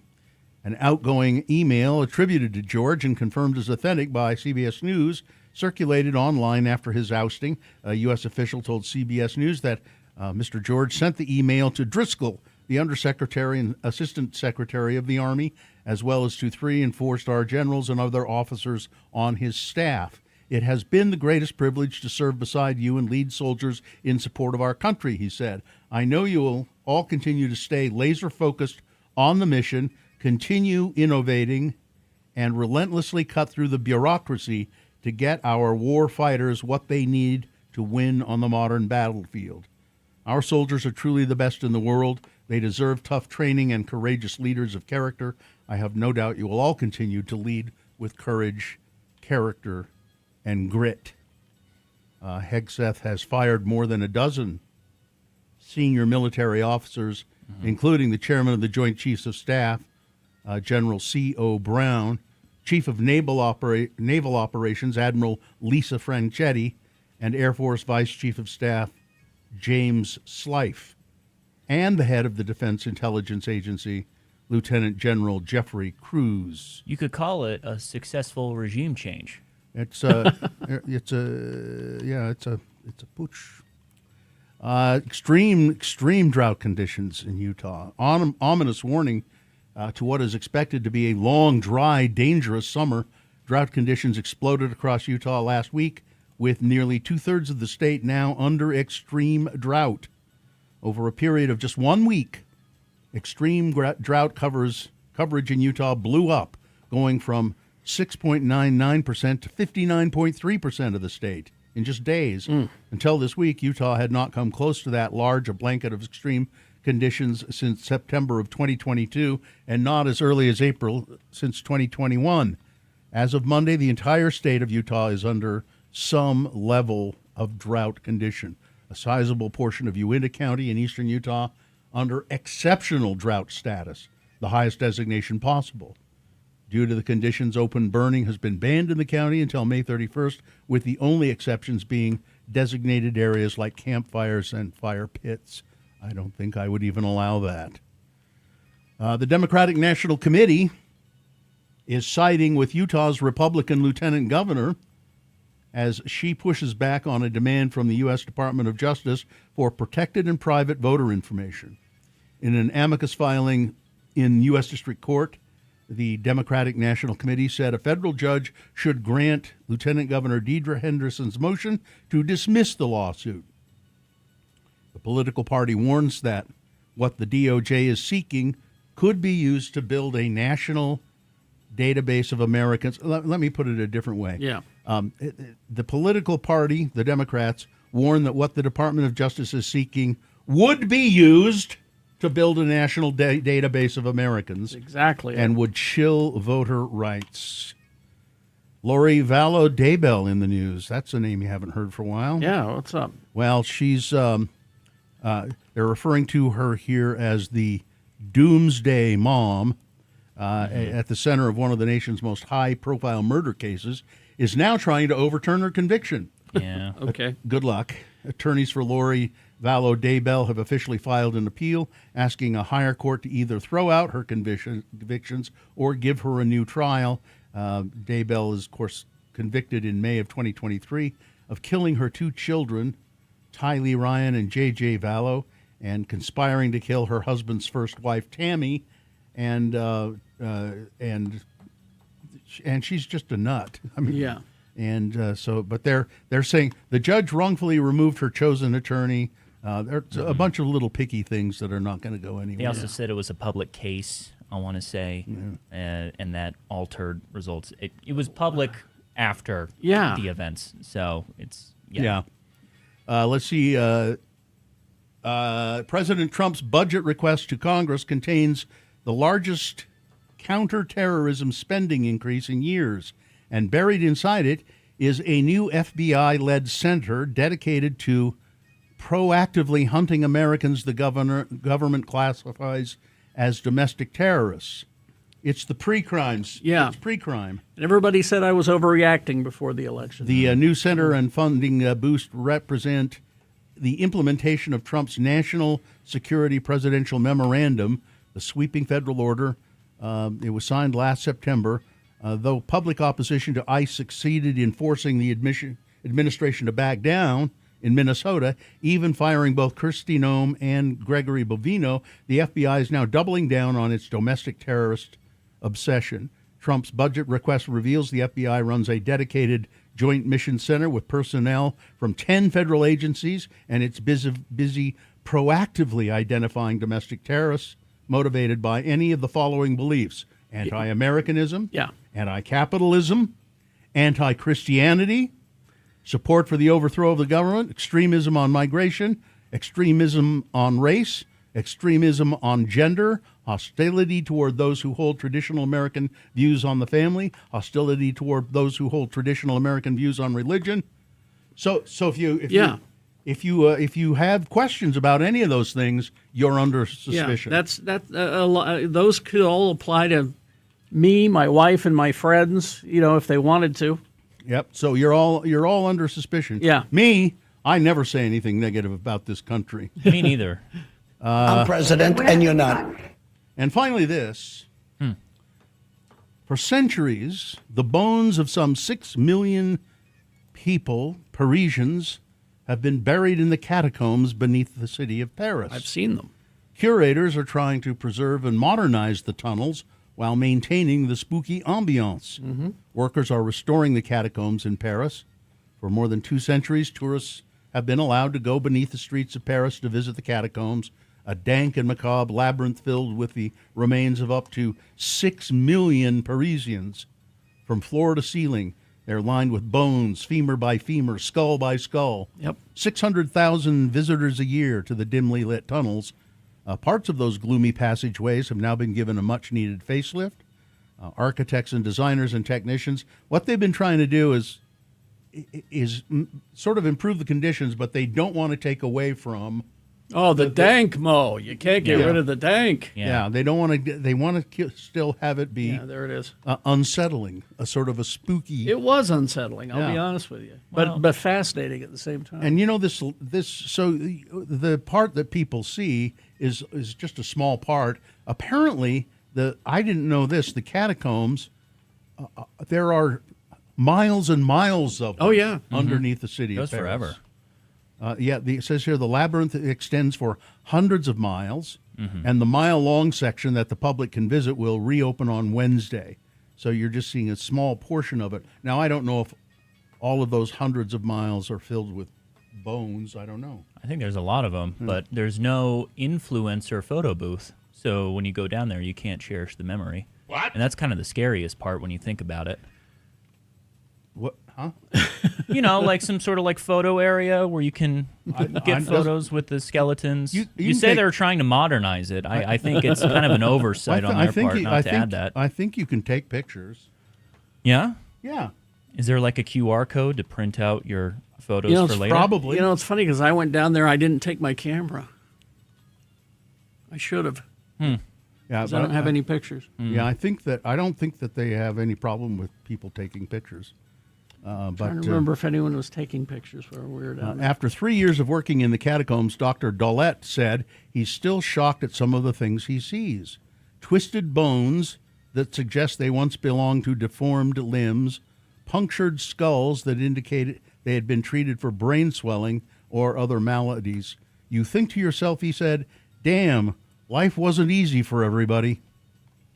All right, that's it. Weather, traffic. Weather, sitting at, let's hit the refresh button, 48 degrees at the moment here in Salt Lake. That could possibly climb up to 69 degrees later today. We are slated for some sunshine this Tuesday, but starting tomorrow and going through the rest of the week, it is going to get cloudier and cloudier, potentially brewing up into a storm on Sunday.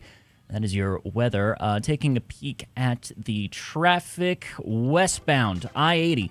There is a crash just as you're coming out of Salt Lake near the airport that is blocking the exit ramp of the right lane for the terminal exit. At least that's what the jumbled information on UDOT is telling me at the moment. And just beyond that, there's another crash with the right shoulder blocked. Back to back. I'm not seeing any slowage at the moment, so I'm not sure how intense that is, but you're out there and I'm in here. Text me your traffic reports, 33986, if you can safely do so, of course.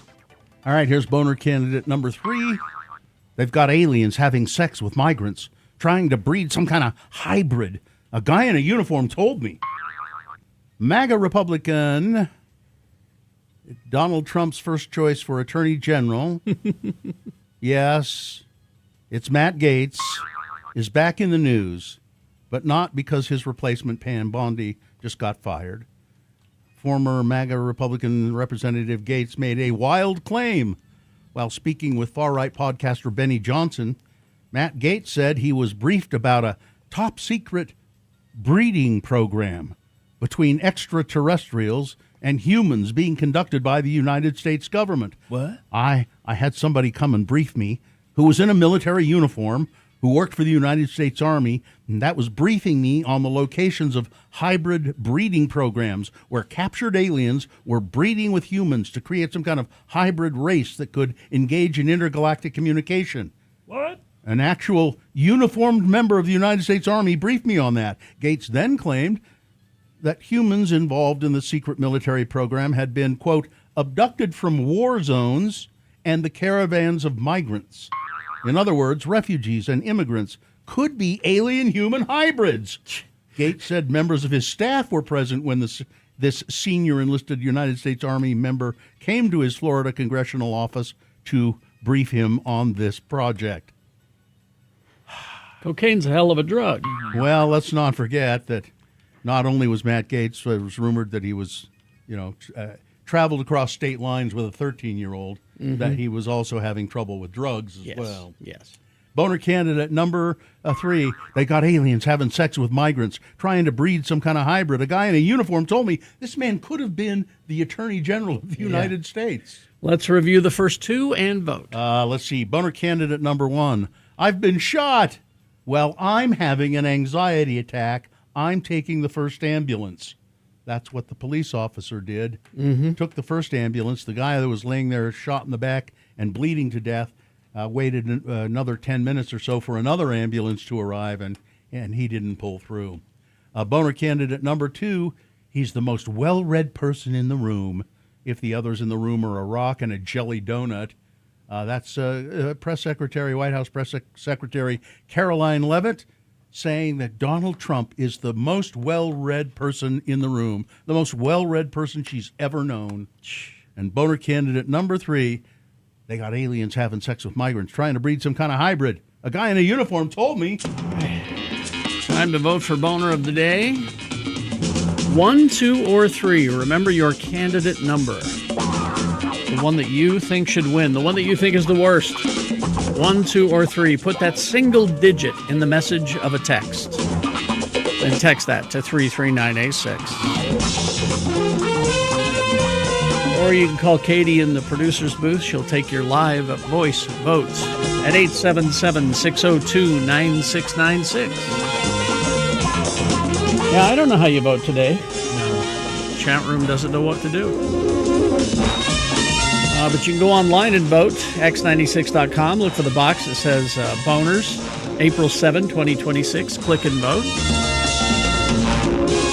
And if you don't see that box refresh, it'll appear. Click and vote. All right, you got less than 3 minutes to get your vote in. After that, it's Hello, Yeah, What? The call-in radio feature that we invented. Get ready to participate.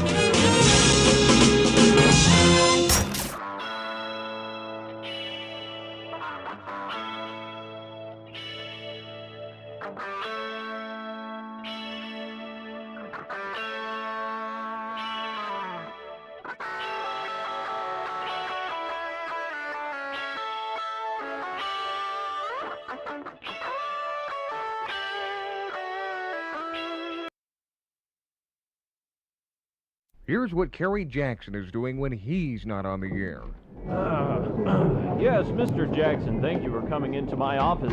As the manager of this department store, it is my job to make sure that everything goes smoothly. And during the Christmas season, that's especially important. We hired you to be our store Santa on good recommendations from your radio station management. But frankly, we've had complaints from many of the parents about your performance as Santa. Now, how do you begin each visit with a child? Well, first off, I have them shake my hand.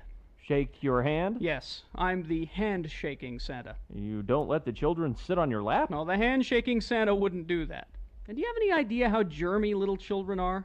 You know what I really hate is that little kid smell. You know the smell I'm talking about. I see. And then they tell you what they want for Christmas. Well, after they've shaken my hand, I ask them to write an essay about how good or bad they've been during the year, and then they're asked to list what they want for Christmas. Now, that list is then submitted to one of my elves, and the essay is graded and placed in the Handshaking Santa essay box. You have paper and pencils for them in Santa's castle? No, the Handshaking Santa does not provide essay materials. If the children are unprepared, it's no concern of mine. Uh-huh. Well, I think I've heard quite enough. Well, fine. My break is just about over, and I still have to disinfect my fingernails and put on a fresh pair of gloves before I have to greet the little vermin again.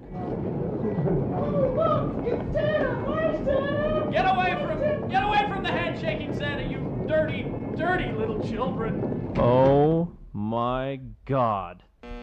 Miss Johnson, would you call the radio station we hired this Santa from? We need a replacement immediately. Here's what Bill Allred is doing when he's not on the air. Ho, ho, ho, ho, ho, ho, ho. Welcome to Santa's castle. Merry Christmas. Santa, why are you lying on the floor? I'm the leg wrestling Santa.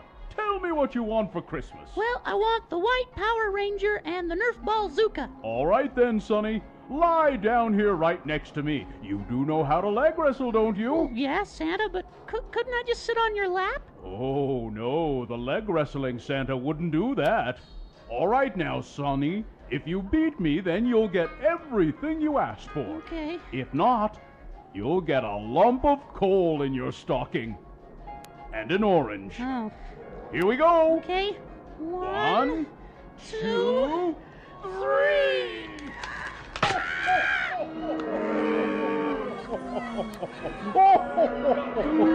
Sorry, Sonny.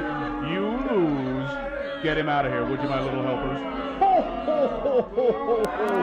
Who'll be the next to challenge the leg wrestling Santa? Why don't you leg wrestle me, Mr. Butthead Jolly Old Sucky Claus?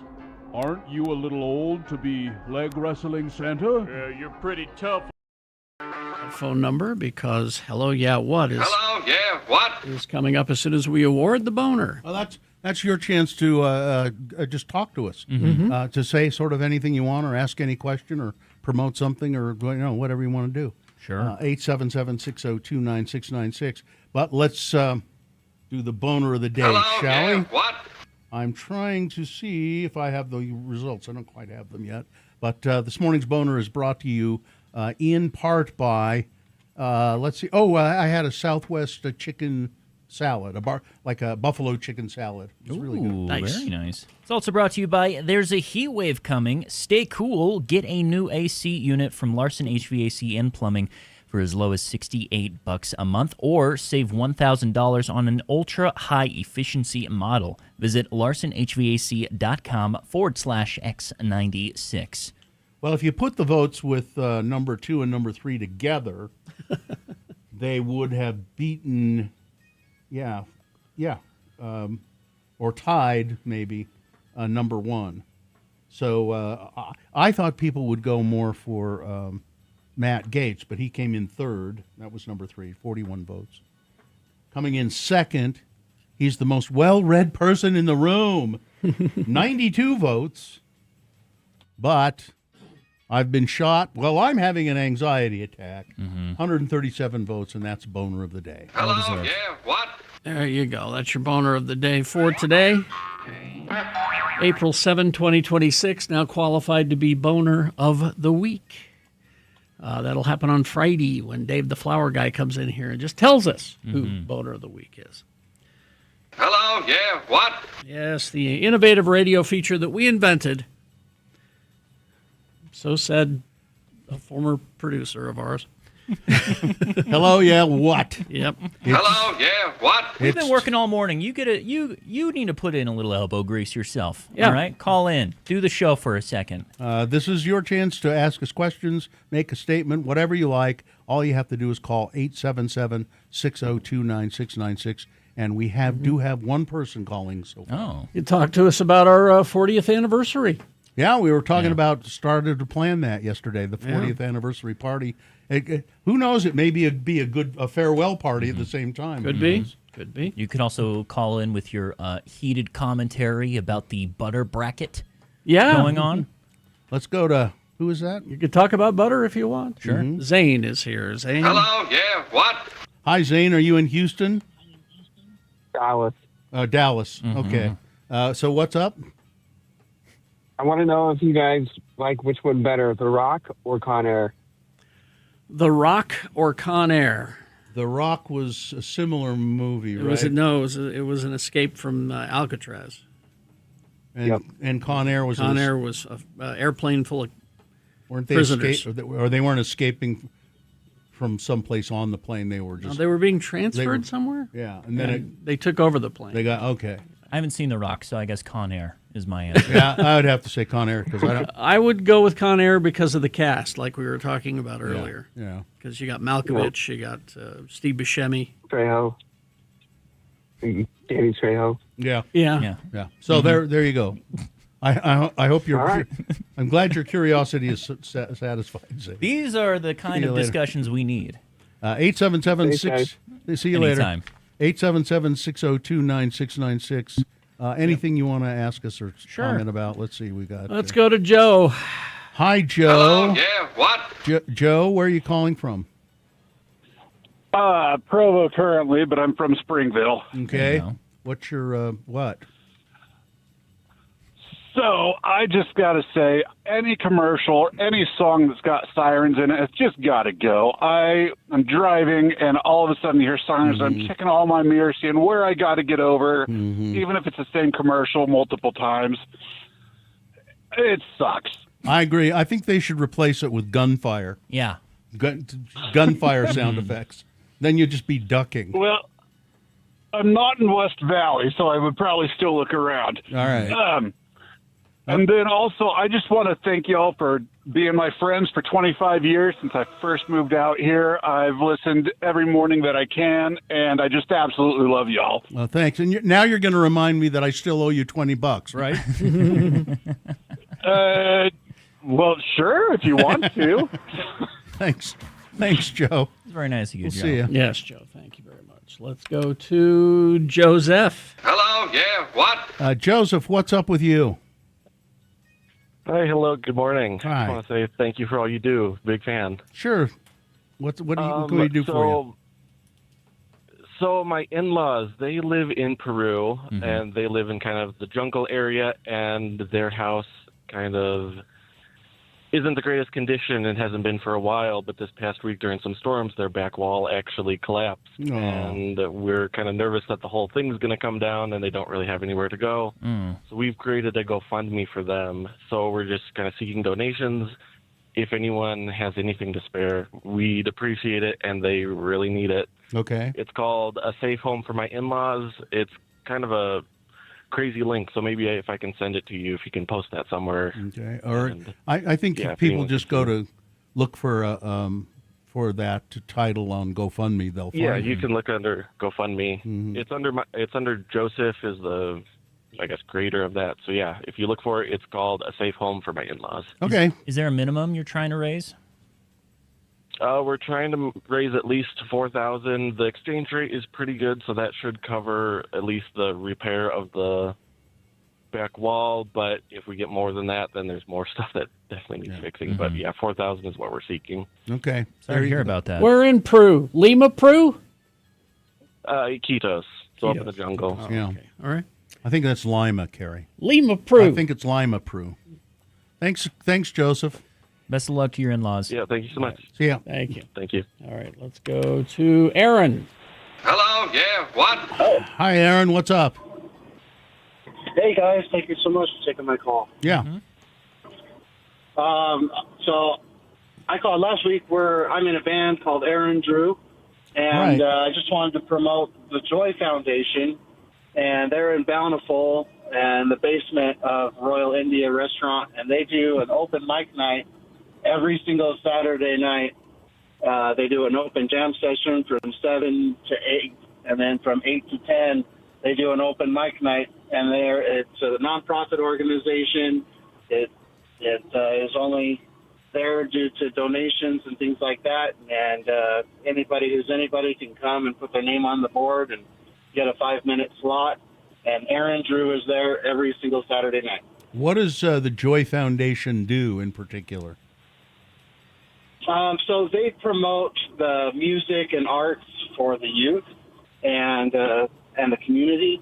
So they have a Facebook page, and they also they're online as well, and you can get more information there from people who are actually running the thing. But okay. It's been a really, really good experience every single time we've gone. So And we it keep on going. and it smells like Indian food too. Yeah, it's right below that restaurant. Yeah. So, it's a little hard to find. If you find the door, you got it. And they got a little whiteboard every Saturday night out front. All right. Thanks for calling. See ya. Thank you. Thanks, All right. Well, see how that. Hello, yeah, what? That's how it works. Well, you can ask us a question too, or you can. Yeah. 877-602-9696 is the number to call for Hello, Yeah. Hello, yeah, what? Yeah. Exactly that. Exactly. All right. Traffic. Yeah, still unsure if it's one incident or two because they're so close together, but there is a crash westbound I-80 blocking the exit ramp that I believe leads to the airport, and either the same thing or something different just barely beyond that. The right shoulder is blocked from a crash as well, but I would love to get some more information about it, and you're out there, so doesn't that add up nicely? 33986 is the text line where you can share your own traffic reports with me if you can safely do so, and that's all brought to you by Salt Mediation. Is the modern way to divorce. No court battles, flat fee mediation, uncontested services, and attorney-prepared paperwork with no court appearances. Visit saltmediation.com to schedule your free consultation. Hello, yeah, what? Continues after these messages. 877-602-9696. Whatever you want to talk about. It's Hello, yeah, what? Did you miss out on your favorite Radio from Hell bit today? Well, good thing you can check it out on the Radio from Hell podcast at x96.com.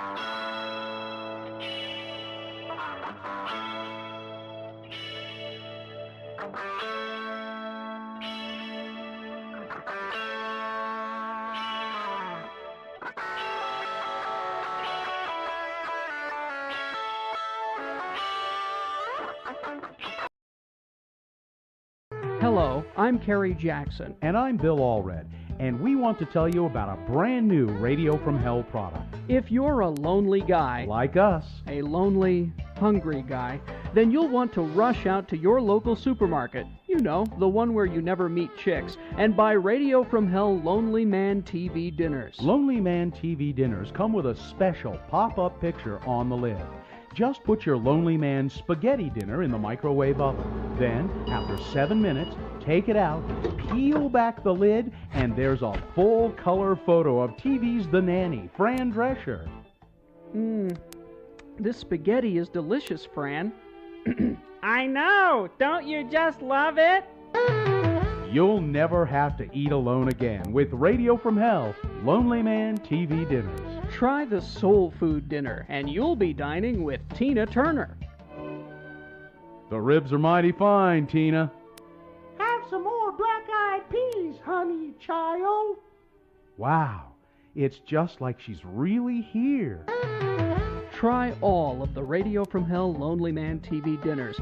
There's Kung Pao Chicken with Connie Chung, the Mexican dinner with Rosie Perez, Wieners and Kraut with Claudia Schiffer, and the All-American Yankee Pot Roast Dinner with Sandra Bullock. And if you're watching your weight, try the Lonely Man Karen Carpenter dinner. Gee, Karen, this carrot stick looks really good, but maybe you should have it. No, thanks. I ate yesterday.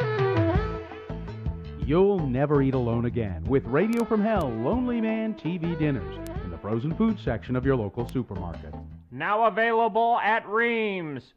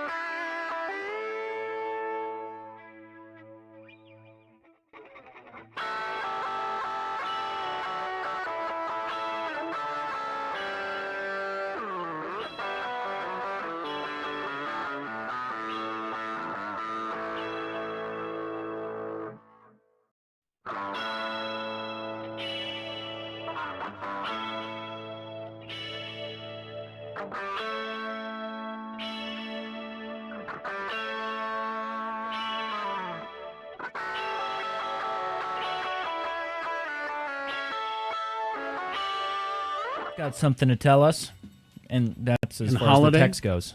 Yeah, out in Holiday. Well, she needs to. 77602. I don't know. Tell Brittany to keep it to herself.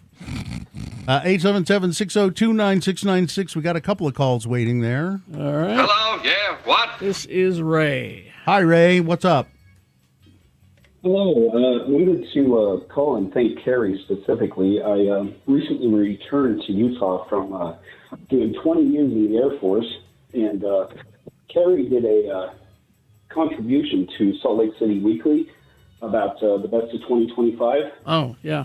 And that was a fantastic article, your introduction and then the rest of that piece, and it was just a wonderful way to return to Utah, remember all the great places, find some fantastic breweries, and I wanted to say thank you for contributing to them, and I think they're a great publication, and I love your program.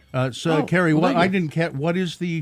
What did you write about? It was a while ago, so I kind of forgot. It was just it was for a some sort of travel magazine that they would have that City Weekly made for hotels. Yeah. Mm-hmm. And for visitors. And what did you write about? I don't remember what I recommended. I think I recommended a couple of restaurants and comic book stores and the music. heavy metal shop. The heavy metal shop. I see. Things Okay. like that. All right. Thank you. All right. Very nice. Thanks, Easy. Ray. Thank you. All right. Let's go to Molly Mormon. Hello, yeah, what? Good morning. Good morning from Provo. Yeah, what's up? I know you needed to write that down. It's my birthday. Oh, happy birthday. Thank you. And I just want to say thank you for being part of my life for, now half of my life. More than half. Oh, really? Let's say half. Let's say half. I know. Let's say I know. That's what happens when you sit down and do math. Yeah. Well, we're gonna do it. We're gonna have a 40th anniversary party. Looks like we'll probably have it. Yeah, over here at. Well, it's a really nice place. Yeah, and it's going to be a sit down, or it's going to be a dinner, and and I kept thinking about it. I really would like to have a harp player for our big party. A harp player. Yeah, Really? somebody playing the harp. Okay. And my wife said, well, that's kind of off brand, isn't it? And I said, well, that's sort of the point. But then I thought about it again, and I thought, I'll bet there's a person who plays the harp who plays alternative and rock songs on the harp. And I think that would be really cool. Sure. Yeah, classical covers are a big thing right now, ever since Bridgerton, Yeah. So anybody out there who plays the harp, get a hold of Katie, and we'll talk to you about maybe playing the harp at our 40th anniversary party. retirement dinner. I'm not comfortable talking about this until everything is signed. Yeah, because it could easily fall through.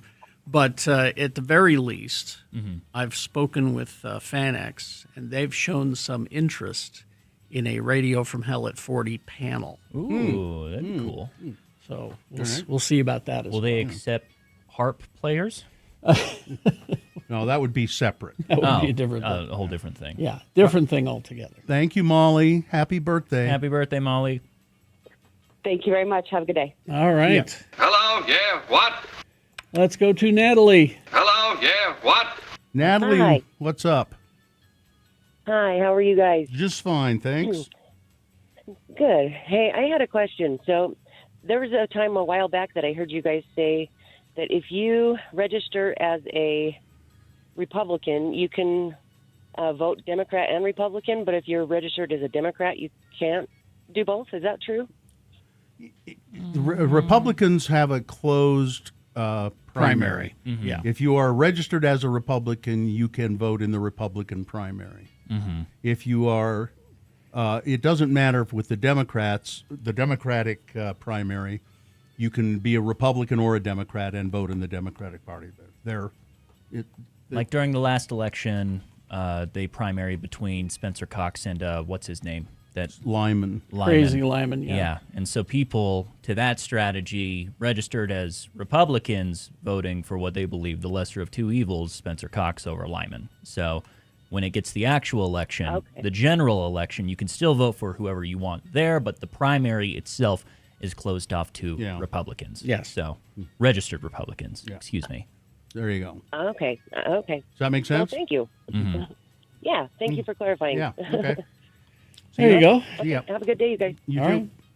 Let's go to Darcy. Hello, yeah, what? Oh, Darcy, real quick. 877-602-9696 is the number to call to participate. Hello, yeah, what? Hello, Darcy. Good morning, Lloyd. How are you guys this morning? Fine. You know, Darcy, I was just driving along State Street a couple of days ago, and every time I'm out in that area of town, I notice your little sign in your shop there, Spooks Boutique. Oh, this is that Darcy. I see. Yes. Is it my friend Nick? Yes. You know it. Yeah, Nick's there. Yeah. Nick. Hey guys, so I'm actually not the owner. I just have a little consignment spot in the shop, but my good friend Landry is the owner. And this year we are celebrating Spooks Boutique's 14th birthday on May 9th from 11 a.m. to 6 p.m. We invite everybody to join us for local artists and all of our little creations we make and a raffle. We do have a trick-or-treat event for the kids, so we hand out candy. Mm-hmm. Everything is free. We'll have a food truck, but we just want you guys to come out and see all of the local vendors who put their stuff into this wonderful shop. The owner, Landry, is a fantastic person. She just deserves the best, and I would love to do anything to help her out. All kinds of curiosities there. I'm in the market for a Fiji mermaid. Can I get a Fiji mermaid there? Oh, you know, we just might have one. It might be a little dried out and crunchy, but yeah, that's okay. Unironically, maybe. Yeah.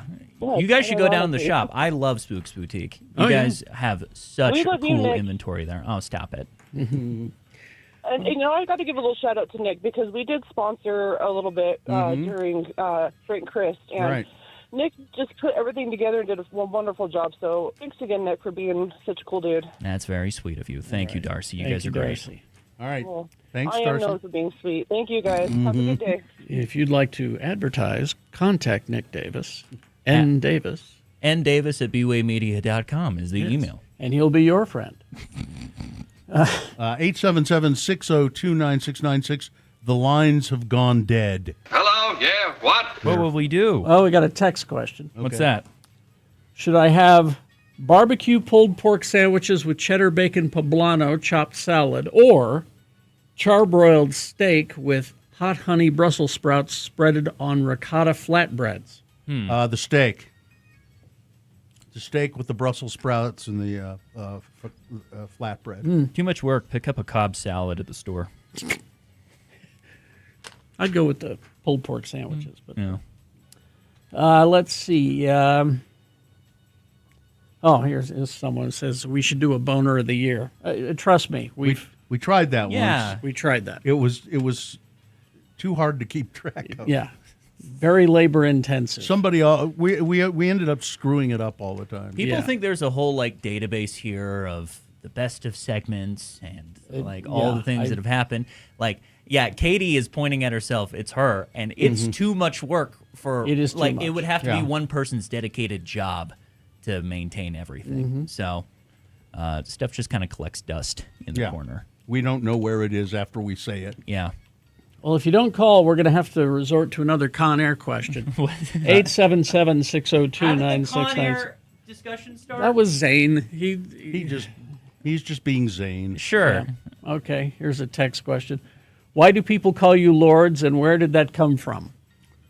Geez, I don't remember. Where does anything come from? I just started saying it one day. Yeah. There used to be a radio team they called themselves Radio Gods. Okay. And I thought that sounded kind of fun, but not quite right. And I just sort of was kicking it around in my head, and I said we could be the lords of morning radio. Okay. Yeah. The sons of the soil. You guys have been interviewed plenty in publications. Did somebody pick it up? And I don't know. No? And we're Kentucky Colonels. Okay. The Kentucky Colonels of morning radio. I haven't heard that one. Yeah. Well, we haven't used that one a lot. Yeah. But Because a person from Kentucky has made us. Dr. Paul. Paul White, yeah. Made us official Kentucky Colonels. Okay. All right. And Sons of the Soil are hillbillies. Mm-hmm. So we're not really hillbillies. Yeah, so I'd back away from the Sons of the Soil thing. How long after a marriage is acceptable to have a reception? I What? don't think there's I any don't rule. think there's any rule. Well, You like, could probably within the year. I would to think keep it a year, relevant. yeah. 6 months. Whenever you want, really, but people are going to scratch their heads. whenever the you're longer whenever after you're the running wedding. low on stuff, Yeah. just have Exactly. another. There you go. Just Yeah. have another Oh, reception. I like that. So when you're I running, like that a lot. Bath towels. yeah, if you're Yeah. running low on stuff, have a reception. Here's what you do: is you put together a registry after your wedding. Yeah. So you wait for the gifts unfiltered to come in during the wedding, and then you put out the call if you really want to maximize your presents. You got married fairly recently. 2021. And you had a reception or a registry, right? Yeah. As I recall. How did that work out? I didn't put anything on it. No, you're not supposed to. Well, no, my wife and my mother-in-law are much more practical. Selected all of the items Yeah, that were on like the registry. silverware, Well, bedding, all the things to get like. Well, that's what I'm asking you. Yeah. Did you get all the stuff that was? Yeah, no, we got a lot of stuff. Did you get all of the stuff that was on the registry? I don't. That's the thing. I was not in the loop. The reason I wasn't a part of that is I would have been like, oh, a new graphics card would be awesome to. Because I remember, I need this. Yeah. I remember standing there going, well, this doesn't look like much stuff. Yeah. I do know somebody who unironically put a graphics card on their wedding registry, and I don't think anybody took them up on that. But Katie says Nick got my bar mixer stuff for my registry. yes, for my I'm wedding. still using it. Yeah. All right. Hello, yeah, what? Well, I'm sure I bought something there, Nick. What did I get you? You guys collectively got us an air fryer that we used so much it burnt out. So I would say it was put to good use. Yeah. Well, I'm glad we did that. Yeah. Yeah. Thank you very much. Traffic, for that. please. I feel like that was a roundabout way of you trying to get a compliment. You didn't thank us at the time. I so. absolutely did thank you at the No, time, you and I did. did it on air. Getting to the traffic, westbound, I-80. Near the airport, there is a crash blocking the exit ramp to a certain degree. The right shoulder is blocked. I'm not sure if that's completely cut off. I would assume not, since I'm not seeing any slowage. And either as a result of the same crash or a different crash immediately after westbound I-80 as you head out to Tooele, there is a crash incident blocking the right shoulder as well. Those are the major things that I'm seeing, but if you got anything else, you can send it my way with 33986. That's brought to you by Mural Fest. Is Saturday, May 9th from 2 until 8 p.m. Come celebrate the unveiling of 10 new murals in South Salt Lake presented by South Salt Lake Arts. More information at themuralfest.com. Beat Gina coming up after these messages. Well, it's Beat Nick today, but Beat Gina is the name of the game. 877-602-9696 is the number to call to play. Multiple choice pop culture trivia today. It's Jackie Chan trivia because it's his birthday. What is our prize? Our prize is today tickets to see Young the Giant with special guests Cold War Kids and Kenny Hoopla, July 30th at the Complex. All right, Young the Giant tickets, 877-602-9696. We'll play Beat Gina after some messages and a song. Stand by for that. Loveland Living Planet Aquarium. Go to livingplanetaquarium.org to plan your next visit. If you haven't been, do so. Loveland Living Planet Aquarium has doubled the discovery. With a brand new Sam and Aileen Skaggs Science Learning Center, it is now open daily from 10 a.m. You can also step into the Ford Expedition Asia, come face-to-face with a tree kangaroo. They are adorable. Clouded leopards, Komodo dragons, scary looking. Asian small-clawed otters, cute. Plus vibrant tropical freshwater life all around you. So every visit supports education and conservation, helps inspire the next generation of scientists and environmental stewards. Lord knows we will need them. The moment you walk in, you feel it. Lush, green, multi-story, rainforest energy. If your kids love animals, it's the easiest win of your week. Hands-on interactive areas, so you're not just looking, you are doing. And you can just let the kids climb and explore and learn while they burn off energy the best way. And your camera roll will fill up fast for your Instagram. Loveland Living Planet Aquarium. Go to livingplanetaquarium.org for more information.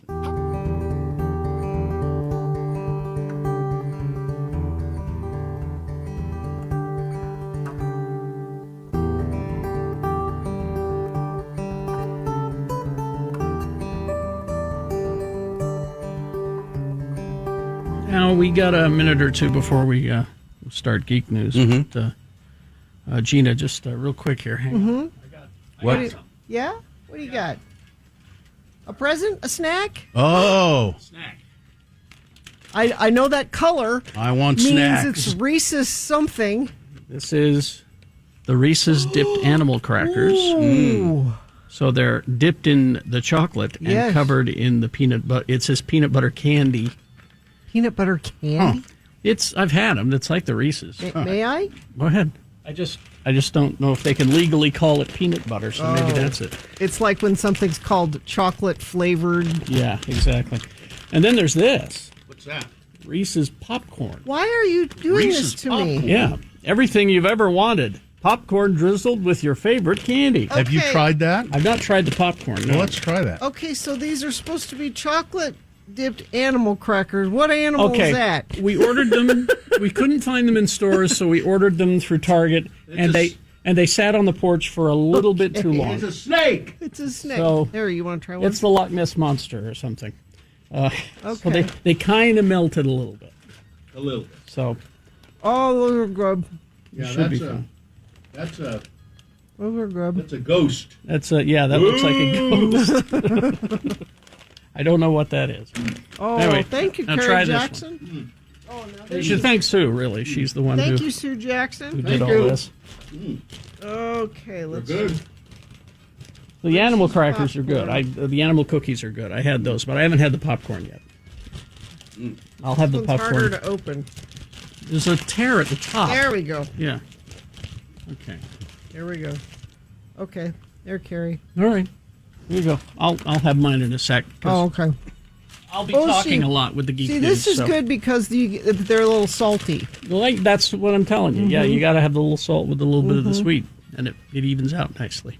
Mm-hmm. You like that? Yeah. Okay. Thank you. Yeah. All right. Well, don't eat them all while I do Oh. geek news, I won't. okay? Because I got to have some. All right.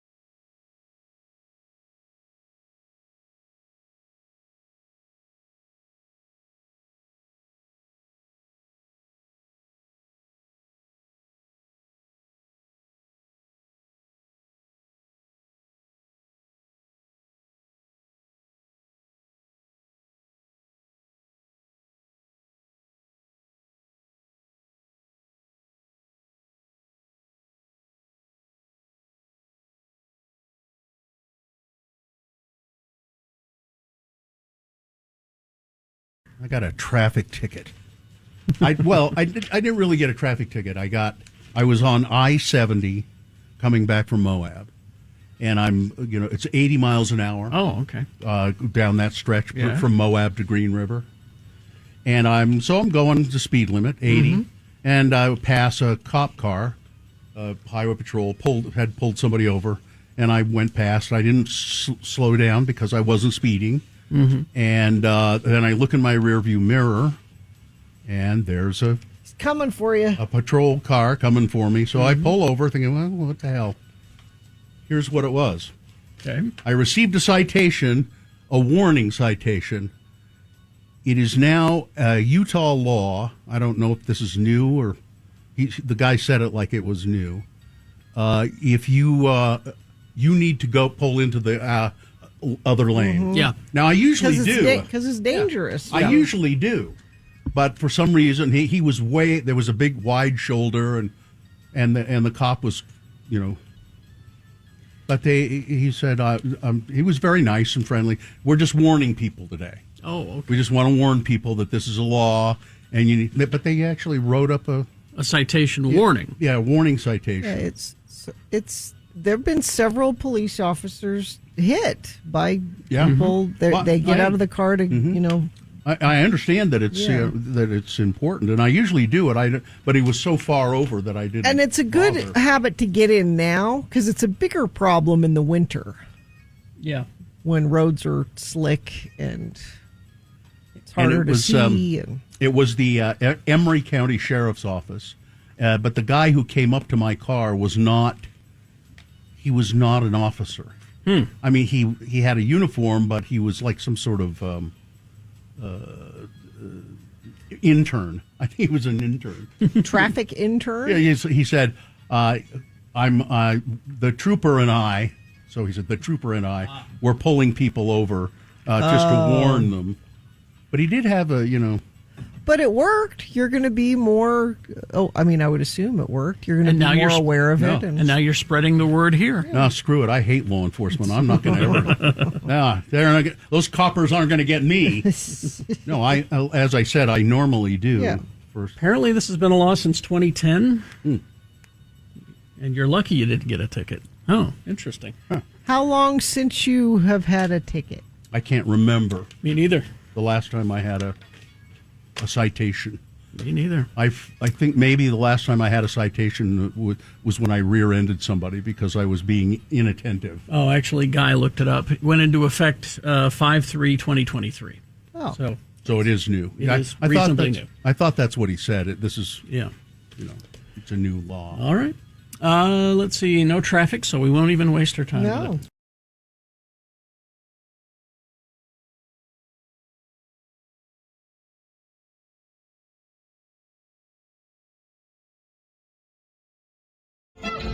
We'll play Beat Gino, or in this case, Beat Nick, in just a moment.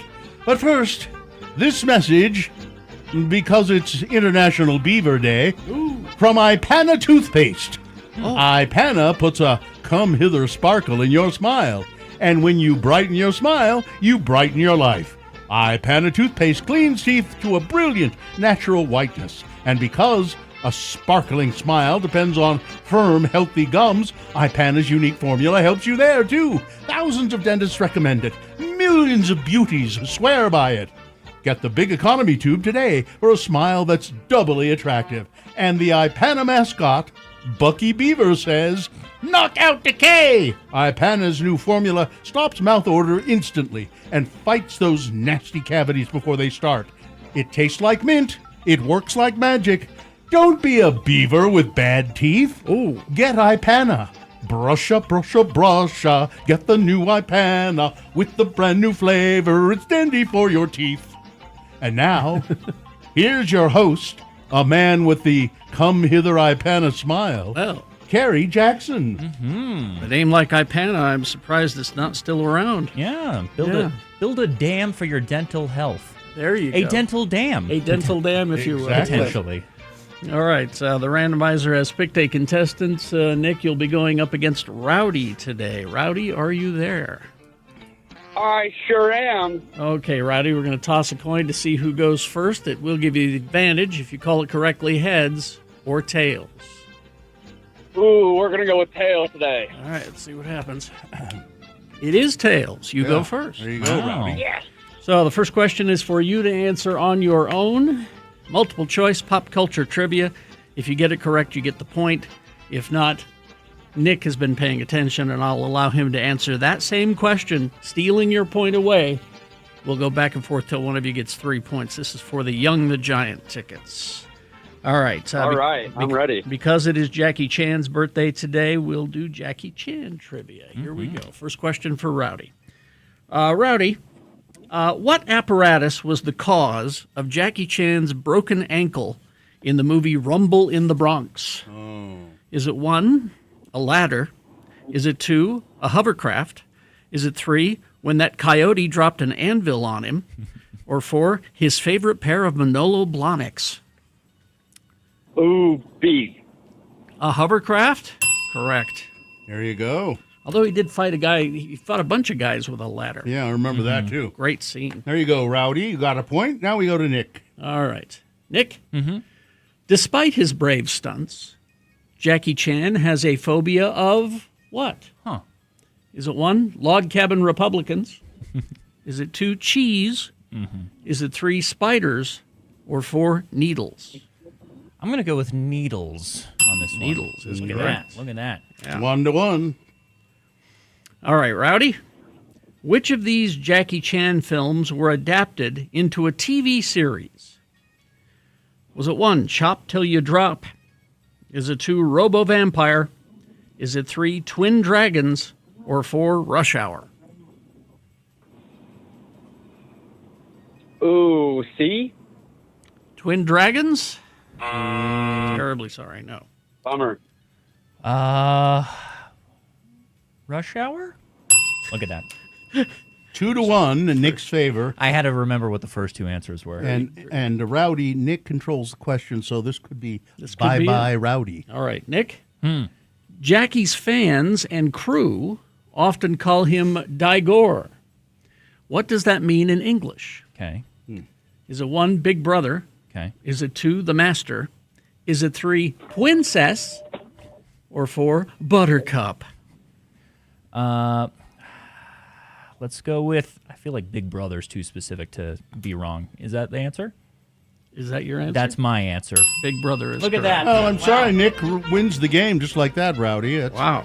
Oh, no, Rowdy, I don't know. I don't know jack about Jackie Chan. That was all good guessing from my end. So I feel like you still deserve the tickets to see Young the Giant, who are performing with special guests Cold War Kids and Kenny Hoopla, all July 30th at the Complex. Wow, that's pretty nice. All right, Rowdy, hang on the line and we'll tell you how to get those tickets. You have to promise to keep your dental health in order, though. Yes. I've got to get home. Mrs. Zola is just taking a nice coffee cake out of the oven. Ooh, there you go. All right, big boy news now, brought to you by...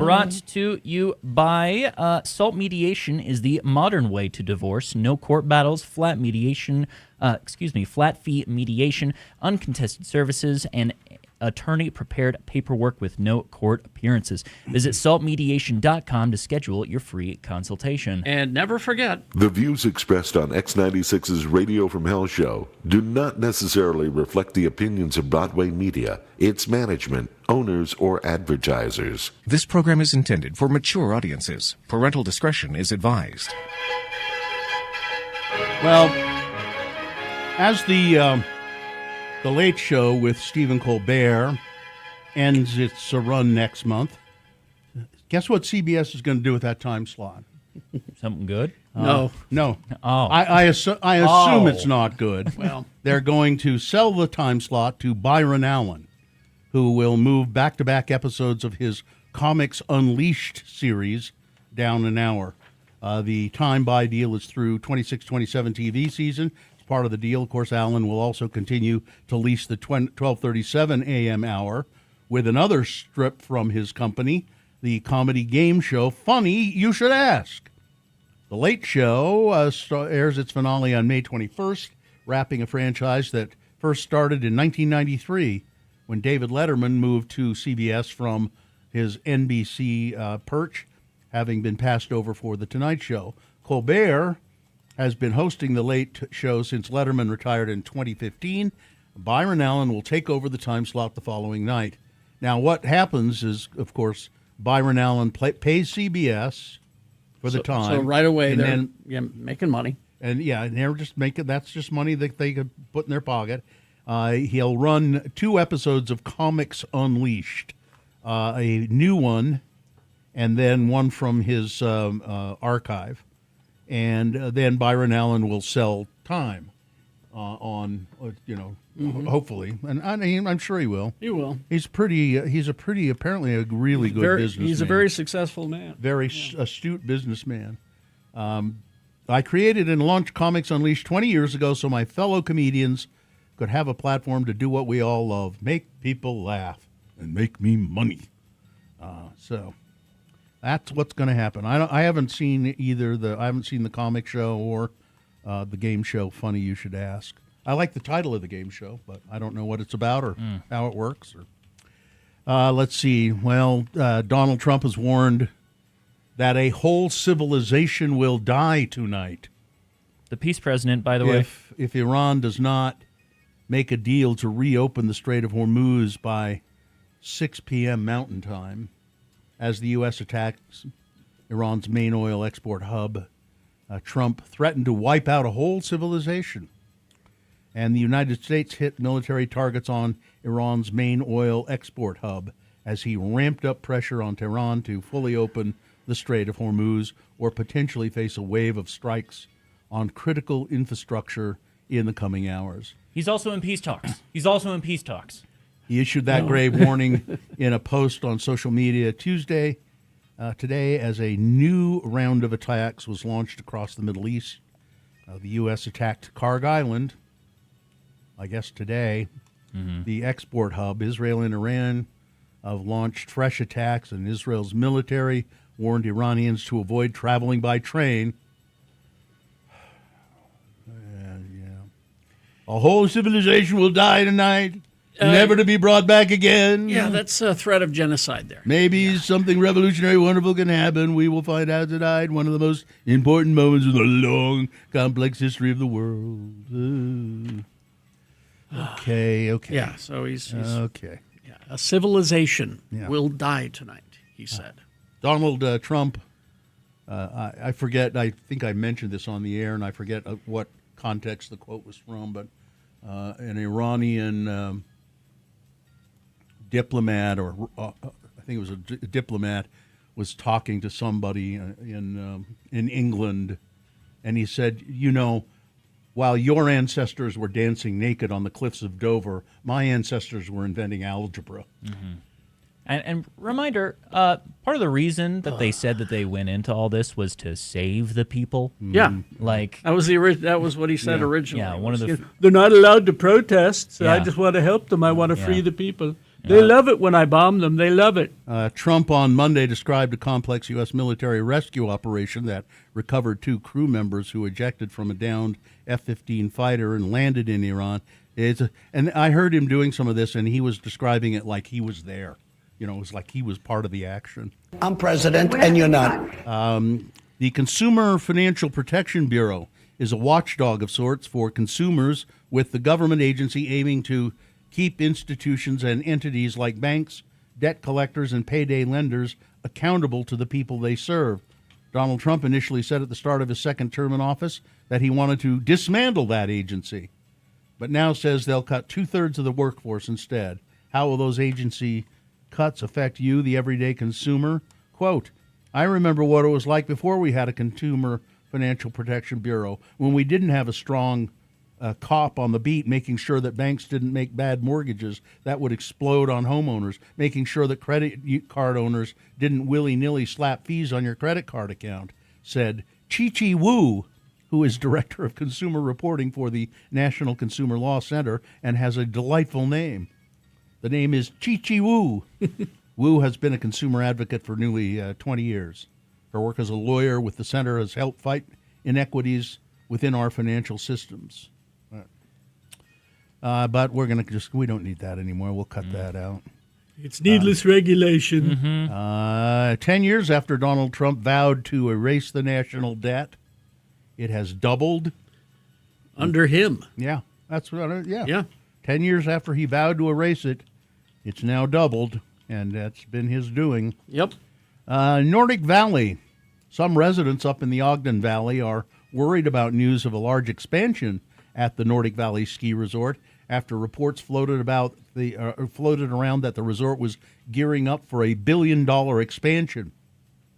It would include 2 gondolas, 12 chairlifts, hundreds of homes, and multiple ski areas. But the resort said those plans are not happening.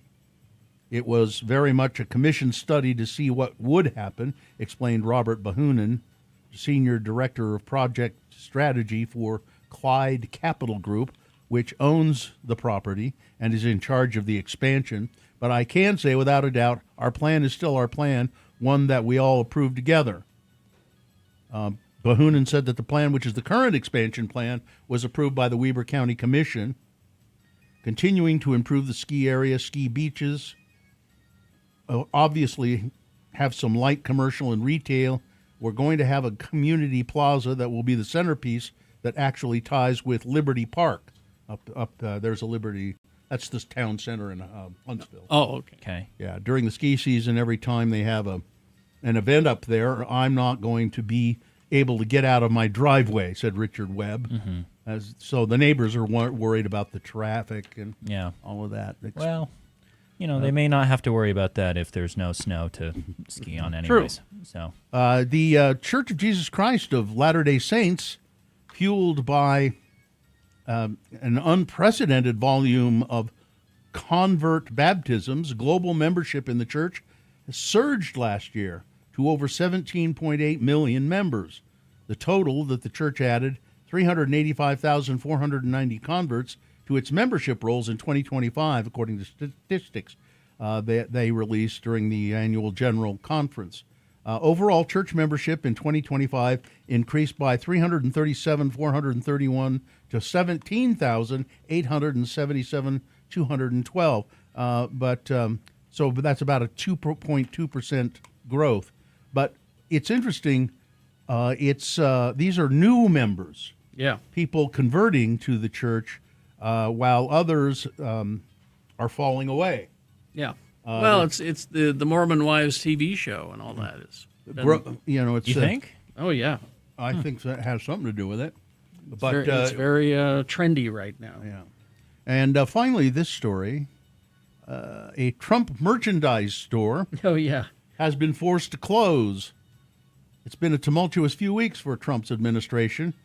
The ongoing war in Iran, dropping an expletive-laden Truth Social post saying praise to Allah, and the firing of both Kristi Noem and Pam Bondi has sent tsunami waves through the U.S. political sphere. Now a store which sells Trump and right-wing merchandise has shut down, with its owner blaming the Iran war for the plummeting sales. The Trump Truth Store in Crystal Lake, Chicago, one of the more conservative suburbs of Chicago.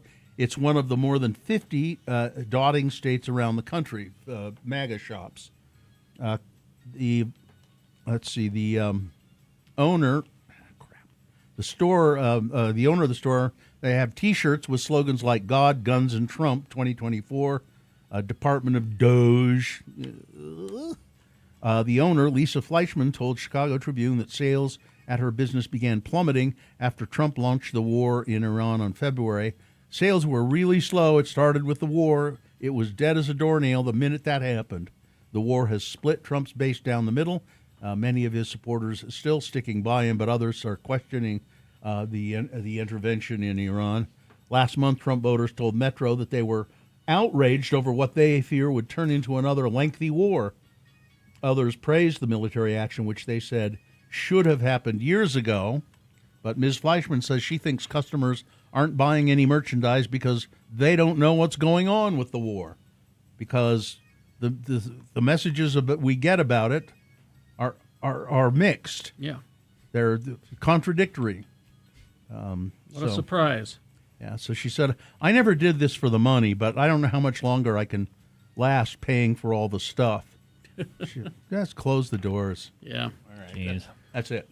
Sports weather traffic. Well, sports fans have been culminating for weeks now into a big crescendo of a huge performance last night of WWE Monday Night Raw when Seth Rollins hit the ring and spoke about Paul Heyman and the negative impact he had on the Vision with Braun Breaker and Bronson Reed, both hurt and out of action. He knew Heyman would find someone to protect him, he said, then turned his attention toward the ring general. Before he could address his WrestleMania opponent, Gunther attacked from behind, only for Rollins to escape. The two brawled before being pulled apart by referees. As Gunther walked through the curtain and into the backstage area, Heyman waited for him and said he owed him, quote, a very big thank you. Gunther said his attack on Rollins was not for the wise man, then pulled Heyman close and warned him, quote, you owe me so much more than a very big thank you. That is your sports, brought to you by Life's Too Short for Low Spirits. Raise your sat at Mountain Meadery. Wait a minute. What sport was that? Professional wrestling. Cool. Oh. Yeah. Raise yours at Mountain Meadery, 822 East Main Street in Grantsville. Handcrafted honey wine, smooth flavor, and sweet memories waiting to happen. Taking a peek at the weather. We have 52 degrees here in Salt Lake City. That could potentially raise now to 70 degrees later in the day with some sunshine. We're going to start getting some clouds tomorrow with a high of 68, and those clouds will continue getting thicker throughout the week until potentially a storm starting on Sunday and maybe even going through Tuesday. Looking at the traffic real quick, that crash in front of the airport is still not causing any slowage from what I'm seeing, but it is causing a terminal exit to be partially blocked with the right shoulder also blocked. I think that incident just beyond it has been cleared up as per UDOT is reporting. I'm also seeing another incident just popping up on southbound Bangor Highway near its intersection with I-15 down near Bluffdale. There are the center lanes blocked, but that is the only thing I'm really seeing about it. No slowage being reported there, but you're out there and I'm in here. 33986 is the text line where you can share your own traffic reports with me, and that's brought to you by Mural Fest. It's Saturday, May 9th from 2 until 8 p.m. Come celebrate the unveiling of 10 new murals in South Salt Lake presented by South Salt Lake Arts. More information at themuralfest.com. All right, we will take a short break. We'll be back. Don't forget, just after 9 o'clock, it's the Boner Recap Game. Easy to play, easy to win. We'll explain that coming up next. Stand by. Listen to Radio from Hell and Home when you first wake up. Just tell your...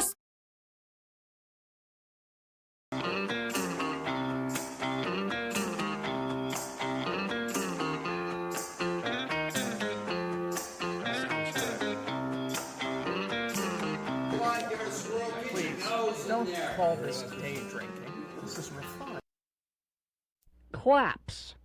Claps. Spell it with me now. C-L-A-P-S. Claps. And now we'll use it in some dialogue starring as our two Utah men, LeVar and LeGrand. We join the boys now at the Ward Cultural Hall as they take in a revival of the great theatrical production Saturday's Warrior. As the show nears its climax, LeGrand R. Dunn becomes highly emotional. Again, the word is claps. Let's listen. Oh, this is such an uplifting show, LeVar. And this is the most uplifting moment in the whole Saturday's Warrior production. I have to admit, LeGrand, I too am stirred. That girl who plays Julie Flinders has a way about her. She's a nice-looking young woman. I am stirred. Oh, she found her true spiritual mate. And they're going to have a wonderful life together, and they'll have a big brood of kids, too. No abortions for them. Oh, that evil Mac, that son of perdition, he'll never have influence on them. A girl like that you wouldn't mind having an influence on, though. I have never experienced a theatrical moment like this before, LeVar. I think I'm having some palpitations. I, too, am experiencing some palpitations, LeGrand. I wonder if the girl playing Julie's single. I'm feeling faint, LeVar. LeGrand? Everything's going to gray. You okay? I think I'm gonna collapse. Oh, I'm gonna collapse. Help! Catch me, LeVar. I'm gonna collapse. LeGrand, get up. You're embarrassing me. Wake up. Oh, my heck, he's out cold. Somebody call a paramedic! Is there a doctor in the house? Anybody know CPR? My friend LeGrand said he's gonna collapse, and he did. He collapsed. Somebody help! Wake up! Wake up! Lavore, get help. Don't let me pass through the veil to the other side. Oh, you just fainted, puss boy.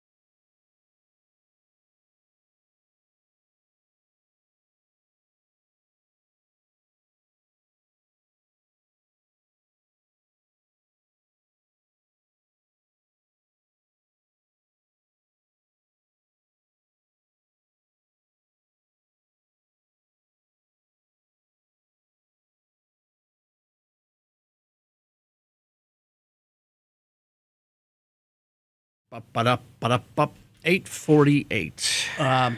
So this is this will be another rerun of the Utah Word of the Day. May I sponsor it? Yeah, we don't have any idea what it's about. Katie just picked it. She just threw it in there. It's just sort of random. How old is it? Do we know? About a year. Well, whatever it's about is brought to you by Self-Mediation is the modern way to divorce. No court battles, flat fee mediation, uncontested services, and attorney-prepared paperwork with no court appearances. Visit saltmediation.com to schedule your free consultation. Okay. I just started? I guess. Get her going. Here we go.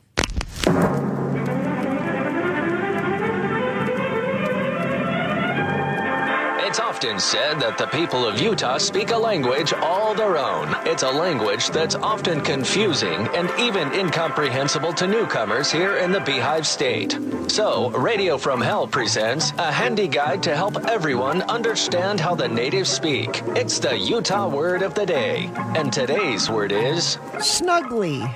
S-N-U-G-G-L-Y. Snuggly. And now, to use this word in a sentence, is the mayor of Mona, Utah, Don Criddle, and his unusual son, Denver. In an atypical moment of curiosity, Denver has asked his father about how the city they live in got the name Mona. Again, the word is snuggly. Daddy, I didn't have nothing to do earlier today, so I decided to do some thinking. Wow. And what I started thinking about was the name of our town. How come the town we live in is called Mona? Was Mona a lady or something like that? Well, son, there is a story there. But the name of the town don't have nothing to do with a lady. It has to do with a surgeon with the British Army who come to town and thought he knew better than the folks who live here what the town should be called. So was the town called Mona then? No, it was not. When the pioneers came here, they settled a little village around Clover Spring. So they called the town Clover Spring? No, they called it Clover Creek. And then they changed it to Willow Creek. How come they changed it, Daddy? Clover Creek sounds just fine. Well, the story goes that they looked around and somebody said, you know, there aren't all that many clovers around here. And then somebody else said, but there's sure a lot of willows. And that's how that happened. But what about Mona? Well, like I said, there was this former surgeon in the British Army who come down here to attend a meeting in the Ward Meeting House. And he was asked to speak because, well, he was a foreigner, and that would be something different. And Dr. McCune, that was the Brit's name, Dr. McCune, he said to folks, you should change the name of this town. Willow Creek Snuggly name. And the name of Clover Creek Snuggly name, too. Well, then what happened, Daddy? How did they come up with Mona? Well, because he was a British surgeon, the local folks paid attention to him. He told them, your town needs an impressive name. And he suggested the name Mona. But why Mona, Daddy? Well, because that was the name of his hometown on the Isle of Man. That's it? It's an impressive name because his town was named that? I know it's an ugly reason, Denver. But remember, he was British. Join us again some other time as we examine how the Utah natives speak with the Utah Word of the Day. Wow. He was British. Yeah. Just remember that. Mm-hmm. He was British. More arguments to the divine right of Mona. It's that actually is the story. Yeah. That's the real story of the naming of the town. Oh, I assume so. Yeah. It's there's another great story about Mona that I don't think I've ever used. Mm-hmm. Are you familiar with the folk singer Burl Ives? No. He was arrested in Mona, Utah, and spent 3 days in jail. Okay. And as I recall, it was he was performing and he sang a song that they considered obscene. Cool. And they arrested him and put him in jail. Which of his songs could I forget what it be was. obscene? If you look at the Burl Ives catalog, I forget which one it was, but what song it was. I could look it up again. I read it a long time ago. But old Burl Ives, itty bitty tear let me down. Spoil my act as a clown. That guy. You don't want to disturb the cultural peace of Mona. Spent 3 days in jail in Mona. I wouldn't be surprised if it was Mayor Criddle that arrested him. Well, it could have been a young Mayor Criddle. Could have been. Maybe he was the sheriff at the time. That's right. He was the sheriff, right? Yeah. No, he was. I mean, he could have been. I don't. He could have been.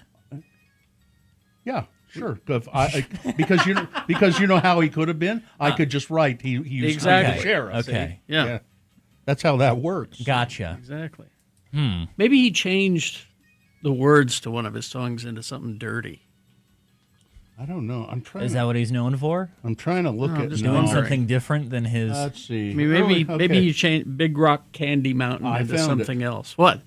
I found it. Okay, in the early 30s, singer and actor Burl Ives was arrested and briefly jailed in Mona, Utah, for singing the song "Foggy, Foggy Dew." Local authorities deemed the song too bawdy or suggestive, leading to his arrest for his performance. He was traveling the U.S. as a wandering musician during this period. Now, let's see. The song "Foggy, Foggy Dew" is a traditional folk song with lyrics that were considered inappropriate. Well, come on, tell me what they were. I'm pulling them up. As a bachelor, I lived all alone.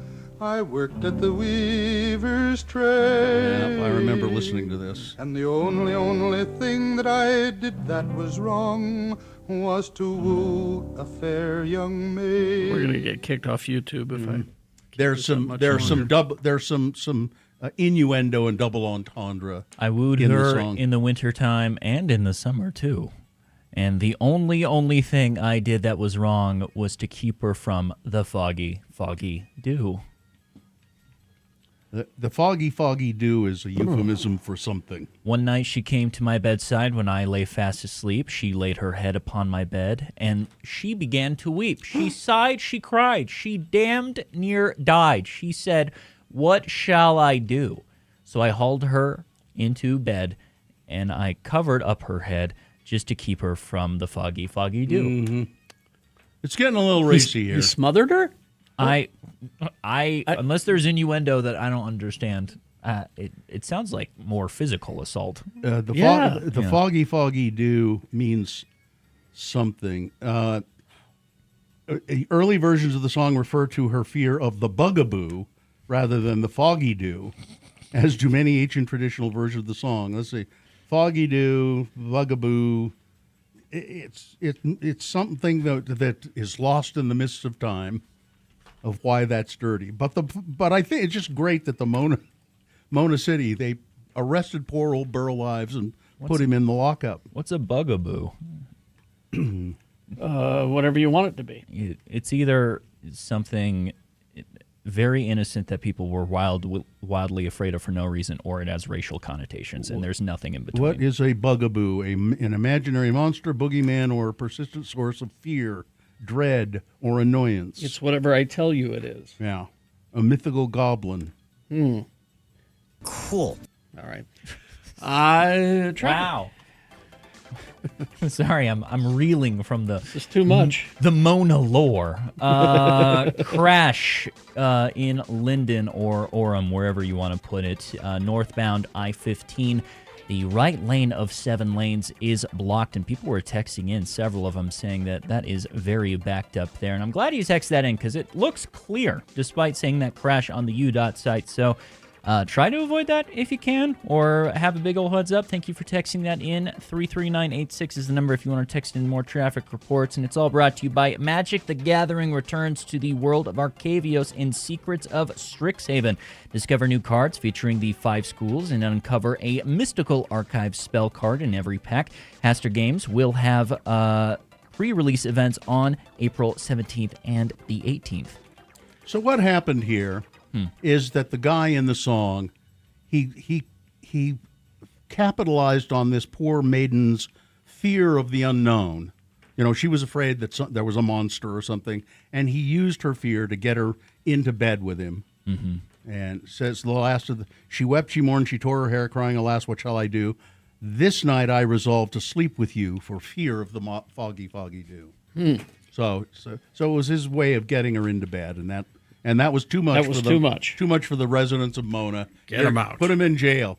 It mentions that incident in this article about the song "Foggy, Foggy Dew." Were officers on either side of the stage just ready to pounce at any moment? It's like Jim Morrison was up there or something. Yeah. All right. KXRK Provo, we will take a break. We'll be back after these messages and a song with the Boner Recap Game. All you got to do is call us and tell us who won the boner this morning. If you were listening, you know.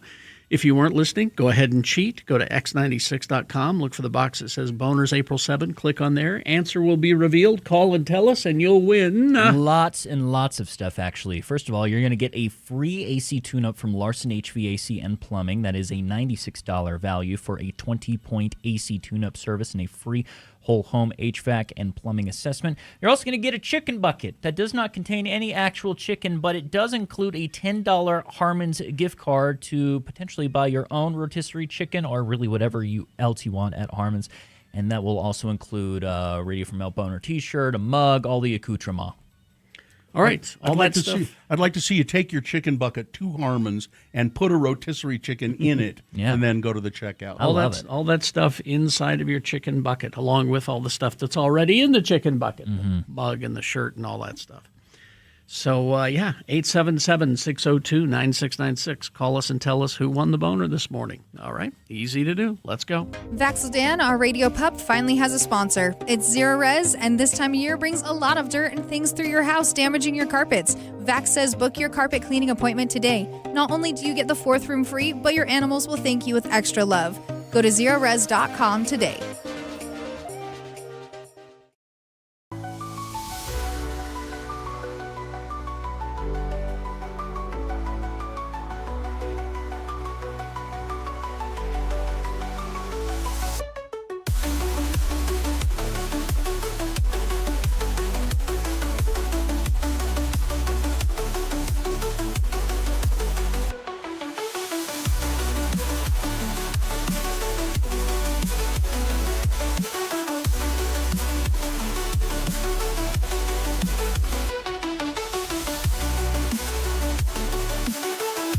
I find this one, I guess. when I come in this morning. This leaves a bad taste in my mouth as well.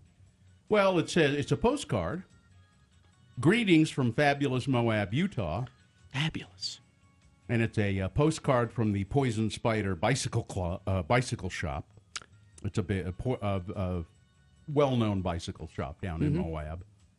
It's got a giant, horrific spider on it chasing a bicyclist through the red rocks of Moab. Looks like one of those old movie posters. Yeah. And then on the back it says Carrie and Bill, and it's written by someone who assigns themselves very disappointed fan. Very disappointed.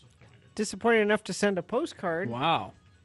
Somebody who looks like they might have been drunk because it's barely decipherable, scribbled.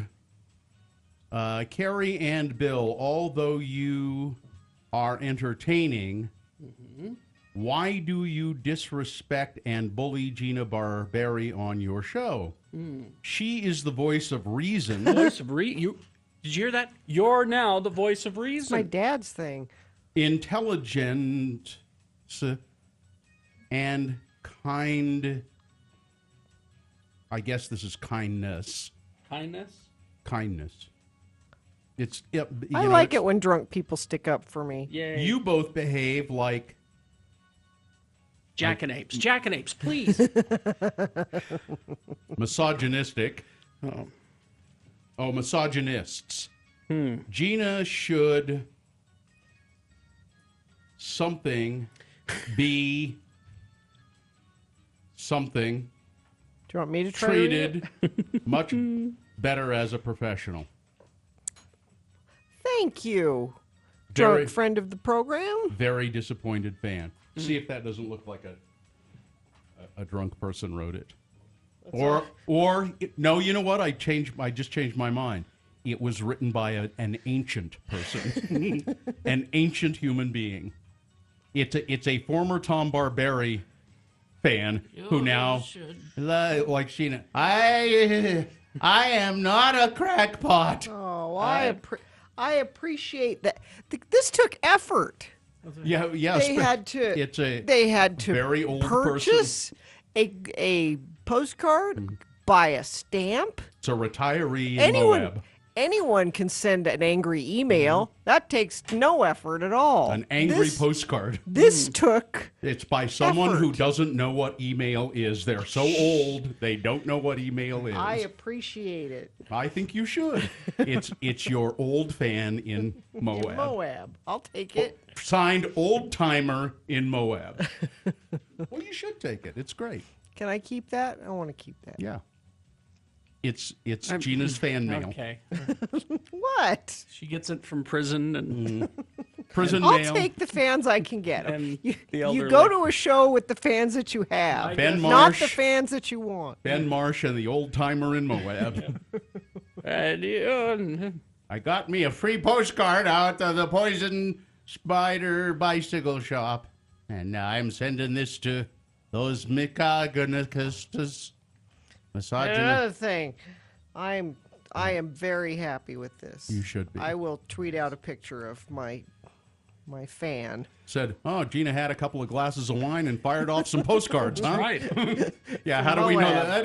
That didn't come from Moab. This isn't from Moab. It's a postcard that you got when you were bicycling before you married your husband in Moab. When you came back with chafing. That was just after I got married. Remember, I was pregnant and I didn't know. Were. Oh yeah. Mm-hmm. That's right.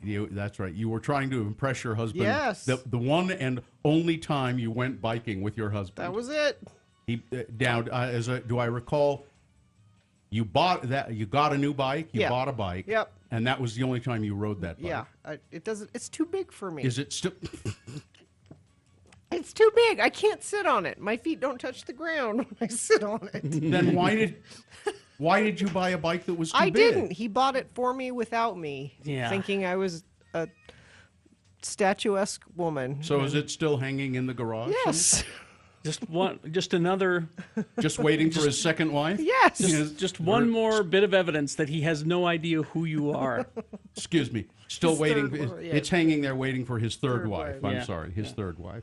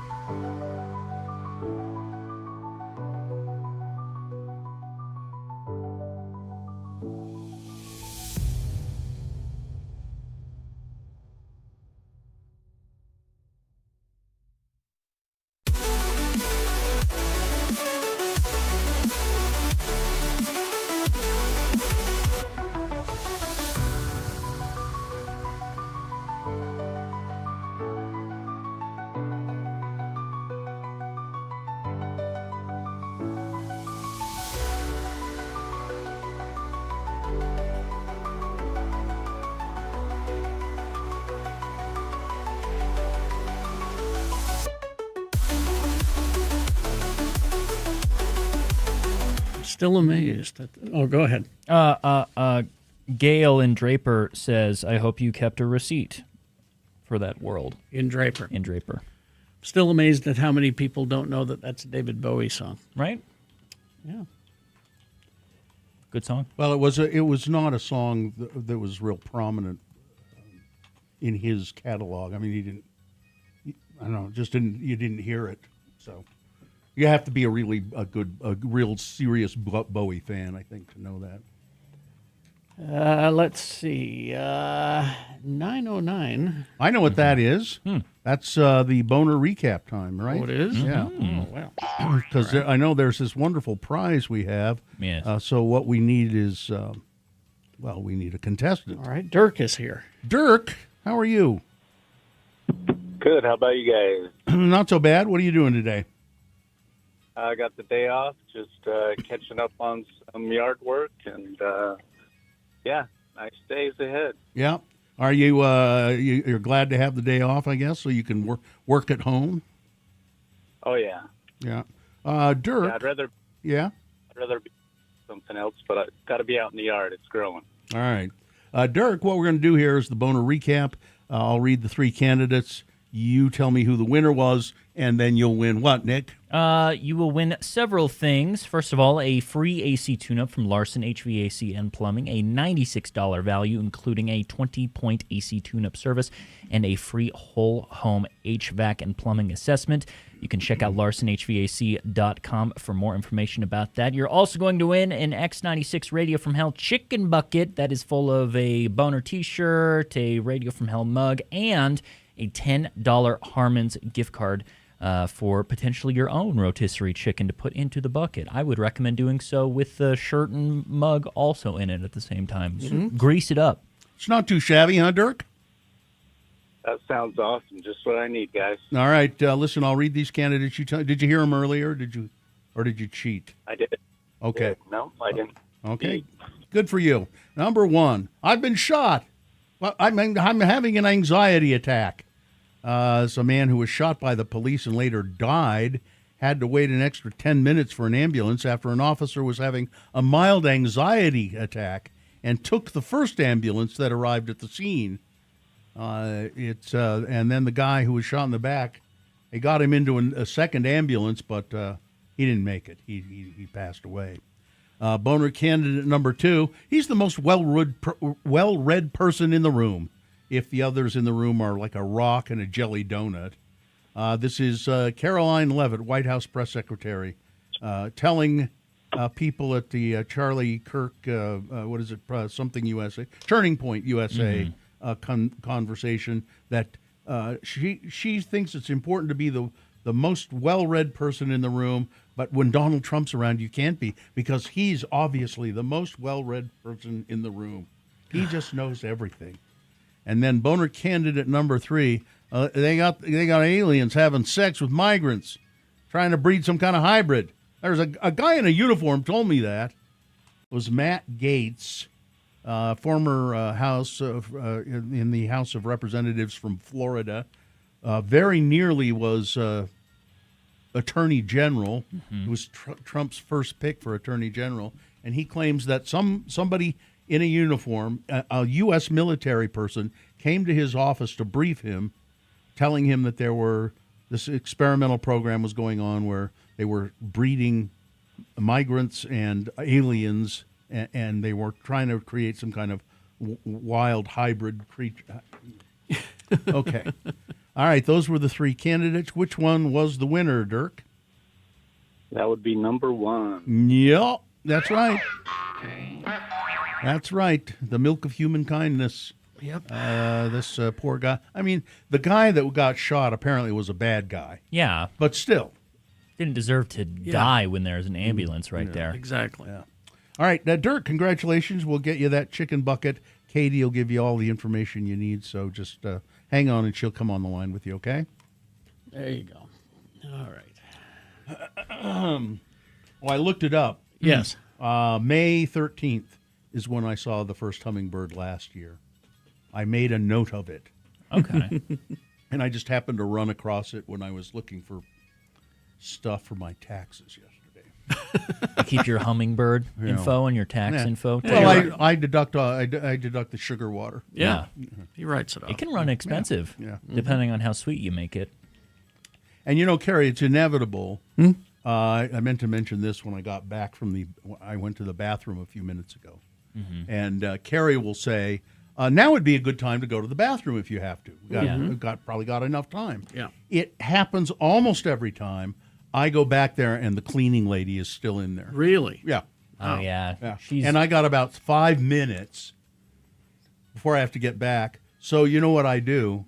I just go in, and she's very nice, sweet, and nice. I say, "You're done, aren't you?" And she's mopping, and she goes, "Oh, sure." And I just go into the stall, and she finishes mopping anyway. And I go into the stall, Well, next time you see her, ask her why that soap dispenser doesn't work. Okay. Yeah. I don't know if she's in charge of that. Well, I don't think she is. I think she, at best, refills it. Yeah. She's not going to fix it. And besides, Kerry, I don't have time. Yeah. I don't have time for chit-chat with the cleaning lady. You have more resolve than me, just pushing through. Because I've seen her do the same thing at about that time. And you won't go in, right? I just turn around. Yeah. No, I go in and say, I got 5 minutes here. So, and she's pretty much done. No, she's very nice. It's just such a tiny bathroom. Yeah. And the social anxiety gets me every time. I go in and close the door in the stall, and I can still hear her going, it's kind of soothing. Oh, you'll go while she's in the restroom? Yeah. Oh, yeah. Good. Brave on you. I wouldn't be able to do that. I don't have any time. I have to get back here and get on the radio. If I'm using the stall, the bathroom has to be empty. And Me too. Yeah. I feel that way pretty much too. Urinal? However, I'm fine, but yeah. Yeah, I mean, I feel that way too. And I know Kerry does the same thing I do. By our desks is the path to the bathroom. Yeah. So you kind of monitor, watching Who's to see walking going back. back Yep. and forth. Yeah. Yeah. Say, oh, here's my chance. Yep. There's my chance. I've walked into the bathroom and see we have 2 stalls in that bathroom. I've seen someone in the other stall, and I go, yeah. I'll come back later. Yeah, that's what I do. That's what I do too. Yeah. I'm glad there's a. I don't believe sitting side by side like that. And, No. and doing your business. Not unless it's an absolute emergency. Exactly. Well, yesterday I went when Carrie said, "Well, this would be a good time to go to the bathroom." Yeah. I went back there, and somebody was in the stall, and the big stall, and so I just didn't. I had to hold it. Same thing we were saying yesterday. This whole issue could be avoided if we had the other, better bathroom open. That's Accessible. not even being used. Yep. By anybody. All right. We will take a short break. We will be back with some big boy news and opiniondo. Stand by for that. Hi, I'm Todd Newcomb.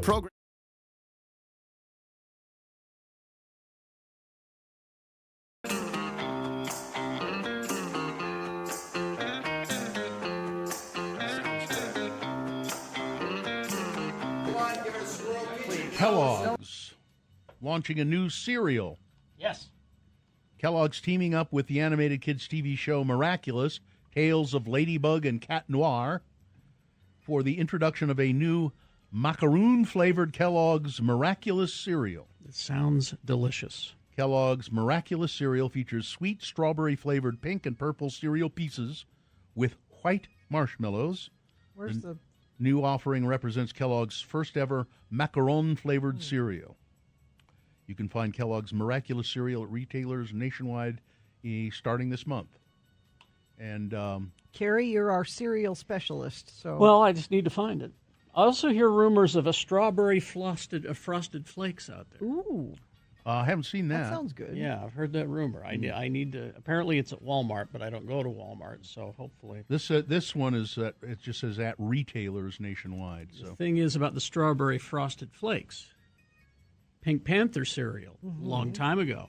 Right. That was strawberry frosted flakes. I remember that. What is going on And here? is the flake strawberry or is the frosting Or is the frosting? strawberry? The These are two not know. different It's things. the frosting is not I don't think the flake is strawberry flavored. It's the frosting. It would be difficult to make a strawberry flavored flake, I think. They could do it. I used to love Frosted Flakes, though. They were great. Mm-hmm. They were what? They were Great! Thank you. All right. Well, they were. They still are. I haven't had them for years. That was, what's his name, too, wasn't it? For Thurl Ravenscroft. Thurl Ravenscroft. Yeah. There's a Minecraft frosted flakes with little marshmallows in it. But I'll try this miraculous one. Yeah. I'll try them all. I don't know anything. Do you know that show, the kid show, Miraculous Tales of Ladybug I'm not and Cat familiar Noir? with the cartoon, but the cereal sounds wonderful. Macaron flavor.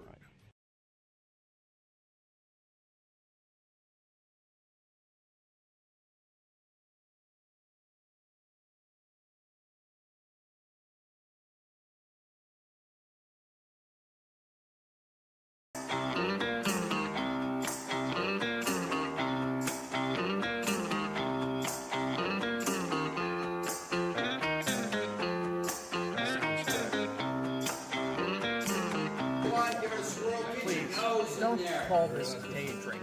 This is refined. This is special.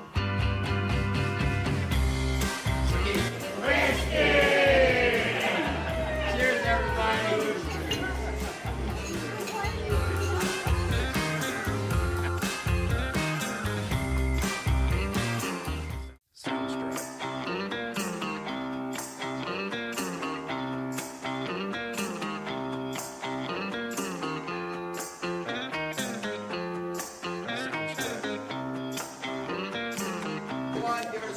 Please, don't call this day drinking. This is refined. This is special.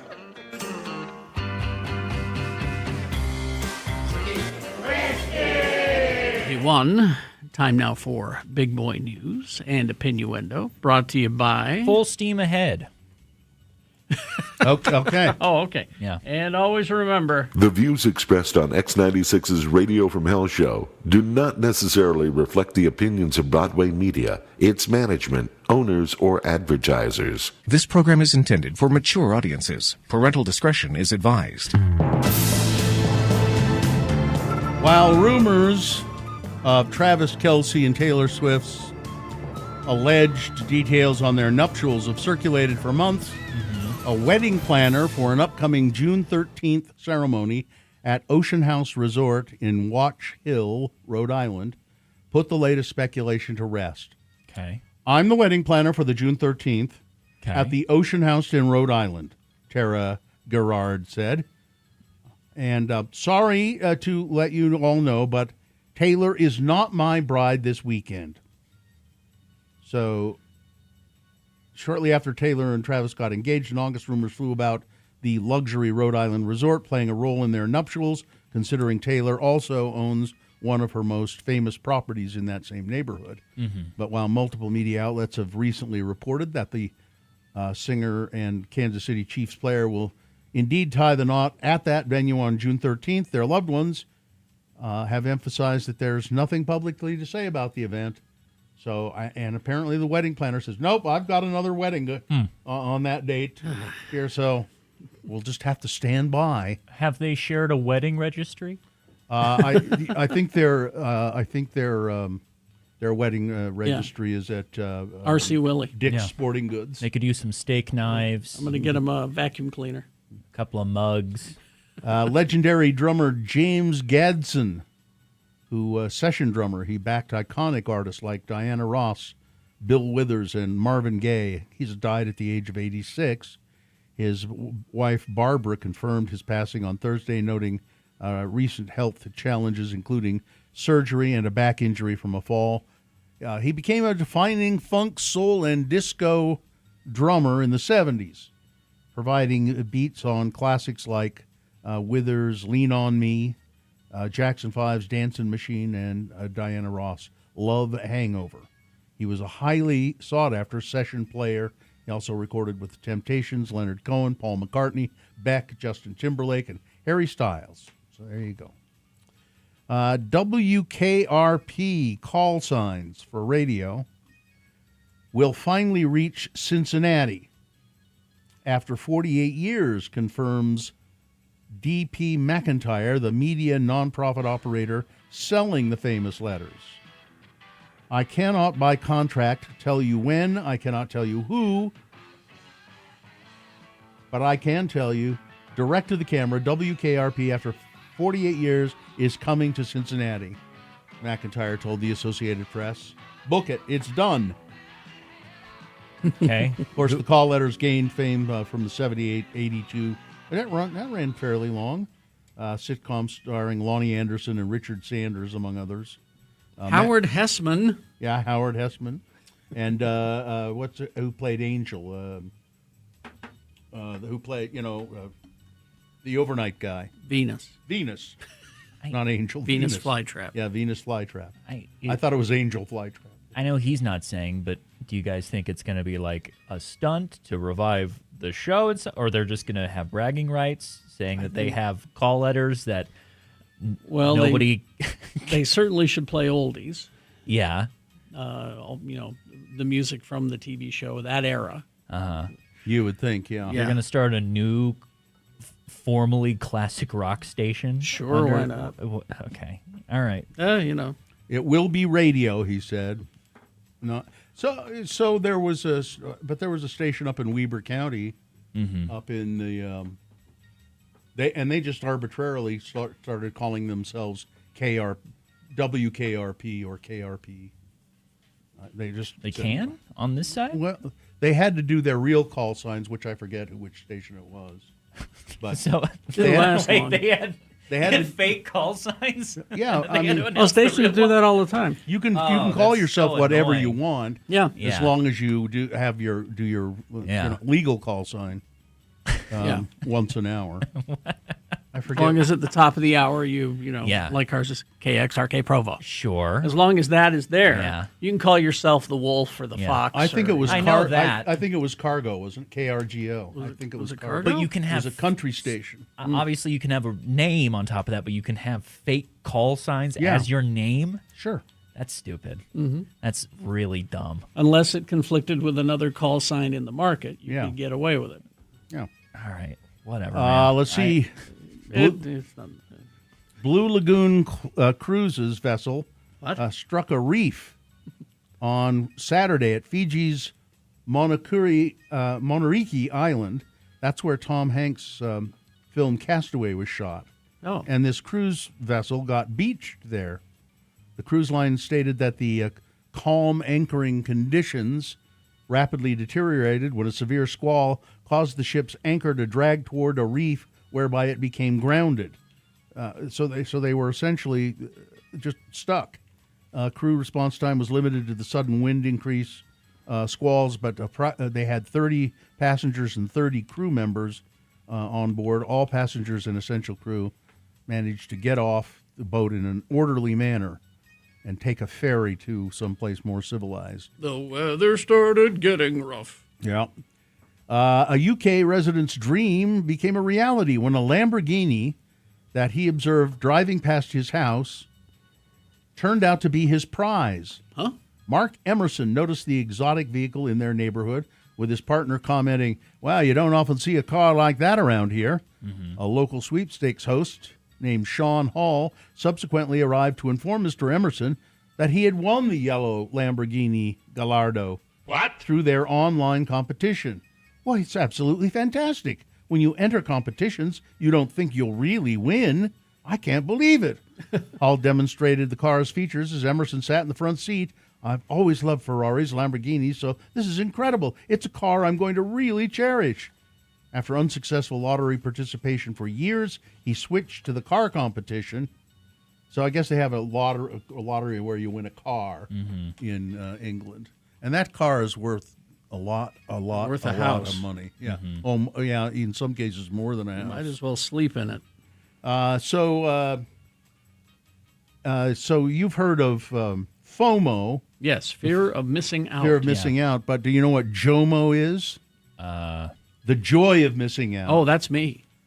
Melanie Fish, a travel expert and head of global PR for VRBO, vacation rentals, told Huffington Post the joy of missing out, the JOMO mentality, is all about protecting your peace and personal needs rather than staying busy and compelled to always be doing something. Sure. Like when we do an Airbnb, we go down to southern Utah or something, do an Airbnb. I'll just stay inside all the time, or maybe sit on the porch if the weather's nice. Yeah. But I don't. I do it. I like to do it so I don't have to do anything. Right. What are you missing out on, though? Well, going on hikes and that kind of stuff. JOMO is about redefining what brings you happiness and appreciating what's really important. Yeah. Oh, let me tell you, that's not the actual joy of missing out. All right. The joy of missing out is telling some of your most heartfelt friends you're going to be there in advance for a huge, social event, and then the day of canceling just so you can stay home and play video games. That's the joy of missing out. I'll take any of them. Yeah. Yeah. Modern dog breeds haven't quite caught up to the wolf when it comes to the size of their brains, but that size discrepancy is shrinking. The modern dog's brain is growing larger. Oh, no. And it could be thanks to their interactions with humans. A study published in the journal Evolution investigated brain size in both modern and ancient dog breeds. The research team found that dog brains are getting larger. The further genetically they have evolved away from a wolf. This was a startling finding. The results show that breeding of modern dog breeds has been accompanied by an increase in brain size, which probably means they're getting smarter. That photo at x96.com/live got me. Just the dead-eyed stare of that dog. A dog staring at a model of a brain. That's pretty funny. Yesterday I was at the disc golf course, and it was right by the river, and there was a dog who was just sitting there just kind of looking around like he was lost. Yeah. And I kept saying, "Buddy, are you lost? Are you okay?" Mm-hmm. And then later, he's on a leash with his owner. Mm-hmm. I said, "Oh, I thought he was lost. He was just standing there just kind of looking lost." Oh, that's just his face. Yeah. That's just his face. It always. Listen, I was looking at my cat the other day, and he was just sort of staring into space, like looking at nothing, and at the same time he looked so sad it was almost unbearable.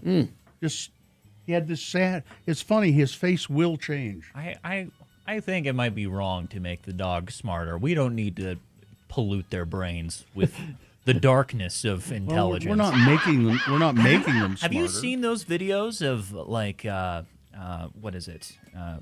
Just the smarter border collie type dogs, and people will put like buttons with like words associated with them, and they can construct like semi-formal sentences with it. My dog can't. No, neither can mine. But we got some of those buttons, and it just does not work. Yeah, he's cute. I haven't seen this. You haven't seen that? No. It will kind of scare you how smart some of these dogs are. You can speak into the button and say like eat or Yeah. walk or play or something. Yeah. And then they press on the button and I see. What they want. It repeats what you said, the recording. Mm-hmm. So there, Katie- there we go. See, Katie's walking. Katie's got You it. have one. I have 3. Okay. And Yeah. Vax uses them. Yeah. He has ones at home that are great. This one says water, so I can fill up his water in the studio if he needs. He So also has a potty. He puts his paw on it Yeah. when he's thirsty. And They sit on the water. ground, and I have outside, I have hungry, I have bedtime. Mm-hmm. He loves the bedtime one. Loves the bedtime one. Mm-hmm. I also have a mom and I love you, and he always hits those in tandem, which makes me really happy. Aww. How did you teach him to do that? I started with the outside one, so I noticed he always knew how to tell me to go to the bathroom. He'd go to the door. Mm-hmm. So I'd say, you need to go outside, and he'd get all excited. So I'd say, come here, come tell me. And I'd have him all laid out, and I'd hit the button, and then I'd say, you got to press the button. So he'd hit the button, and I'd give him a treat.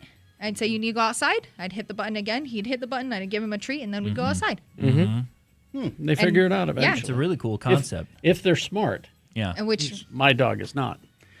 mine is incredibly smart. Oh, I need some water. Yeah. So glad I had these in the studio for you guys. I didn't know Vax did that. That's awesome. Oh yeah.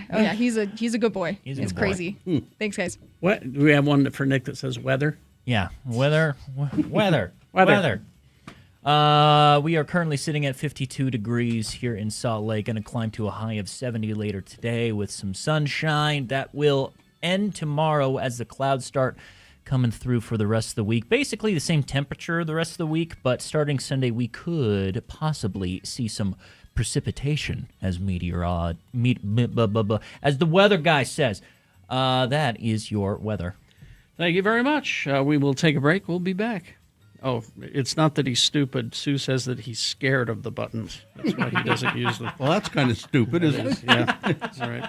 Larson, HVAC and Plumbing. You know, I was a little worried. I got an email from, I think it was from Sean, or maybe it was from his wife, Jaden Larson, and it said, we'll be out of town for 10 days, and so you won't be able to contact us. We're going to, and I thought, what?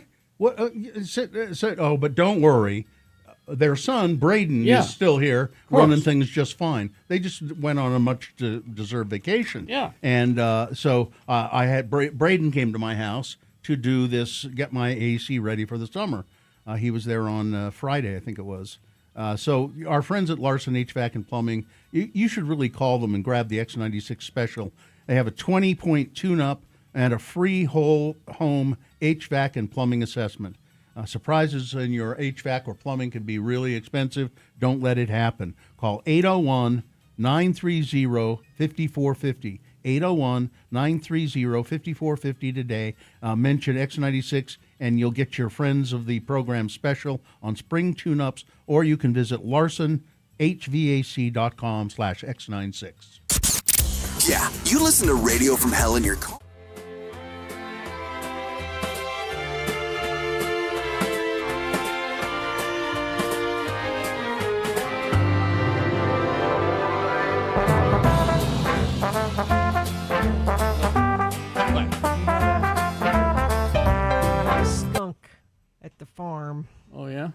up in the valley. Mm-hmm.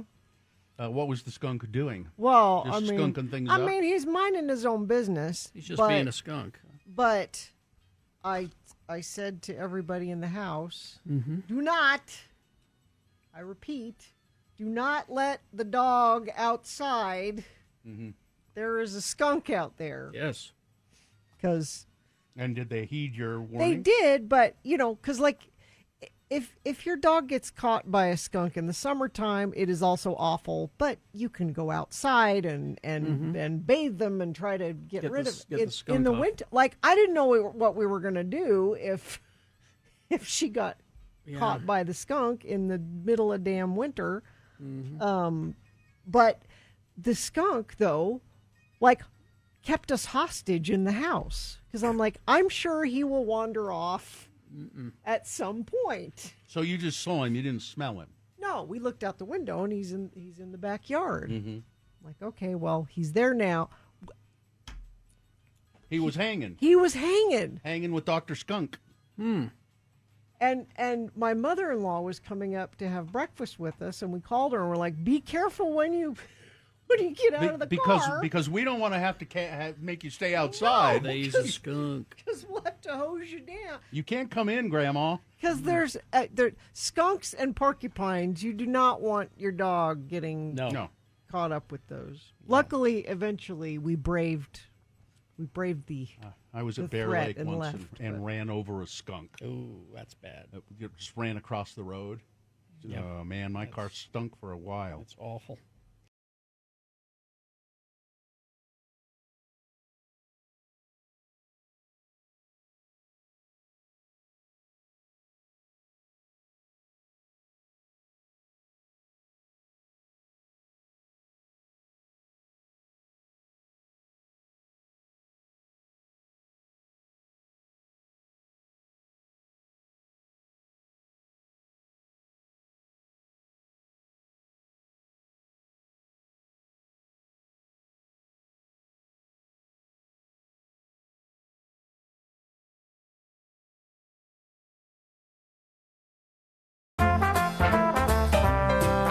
All right, let's see what we got here. Okay, let me get the theme music going here. Why? It's Elena Wood from Nightingale College. Mm-hmm. Hello. Hello. Elena, it looks like from the notes I have here, we're going to be talking about boredom and why it's maybe not a bad thing. But my mother always would say, I'd say, I'm bored. And she said, if you say that again, I'll give you something to be bored about. That doesn't make any sense. Boredom was a cue for more chores, right? I'll give you. You're bored? I'll give you Go something. Clean your room. Yeah, that'll fix you. But that'll fix you. That's not quite what we're talking about here, is it? No, we're talking about the benefits of being bored, and with technology advancing the way that it has, we have, as human beings, become overstimulated. To being bored. Oh, we're adverse to being bored. Yeah.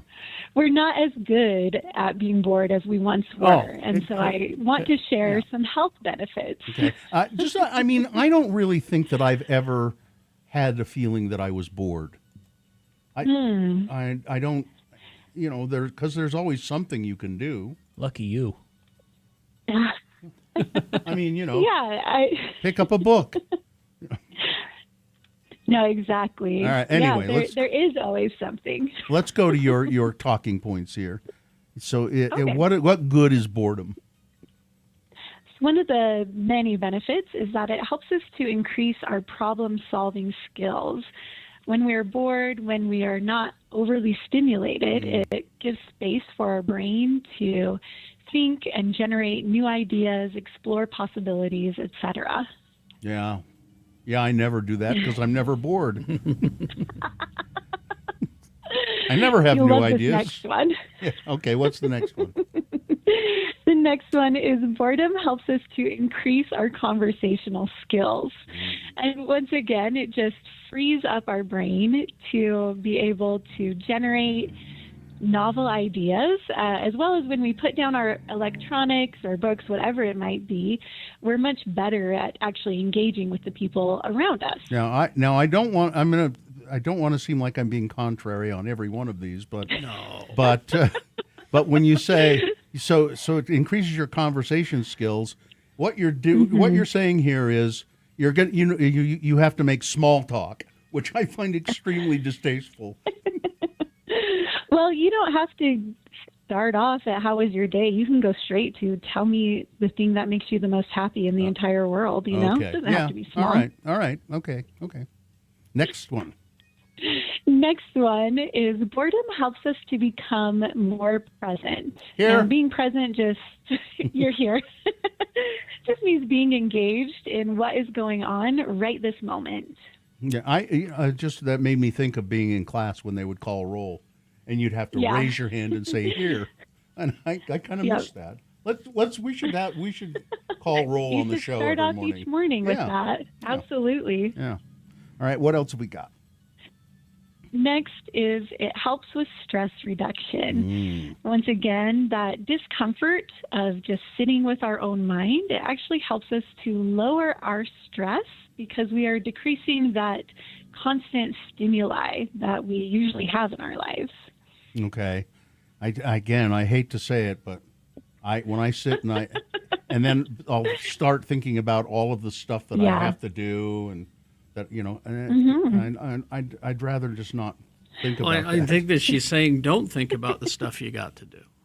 Just stare out the window. Isn't that what you're saying? Look at the trees, listen to the birds. So it's like meditation in a way. Yeah. Mm-hmm. Okay. Next is that it helps us to go a little bit deeper into self-discovery. We learn more about ourselves and who we are when we're able to just sit there without our phones, without the TV, whatever it might be, and just be with our minds. Okay. Have you ever know somebody who's you can just somebody that you're close to, and you just know that they're a complete mystery to themselves? They understand. I mean, I have somebody in my family like that. Just they have no self-awareness. They have no self-awareness at all. Yeah, it's kind of sad. I think we all have a few of those in our lives. Yeah, you divorce them sometimes. Yeah. Okay. Oh my goodness. What's the next one? The next and last is that boredom leads to better overall health. Through stress reduction, mindfulness, self-discovery, etc., boredom can actually help us to improve our mental, emotional, and physical well-being. Okay. So I guess it's just that connotation that you were talking about at the beginning of the connotation we have for the word boredom. But what you're really talking about, what Carrie was saying, it's meditation. It's kids. Kids don't just stare out the window anymore. They've got their windows that they stare out of. Yeah, exactly. Just using a little bit of your imagination, letting your mind lead the way, I guess. Mm-hmm. All right, that makes sense. That makes absolute sense. It says here, it may not be fun to be bored, but it can be beneficial and lead to increased creativity. Mm-hmm. All right. All right, Elena, that sounds good. I'll give it some more thought. I'm bored, everyone. Congratulations. It's a lovely thing to do. Elena Wood, where can people find out more? You can learn more about this as well as Nightingale's amazing programs by visiting nightingale.edu. All right. Thank you. Thank you very much. Talk to you again soon. Thank you. Bye-bye. Okay, we will take a short break, play a song, and be back after these. Stand by. X96 plays over 40 years of alternative music.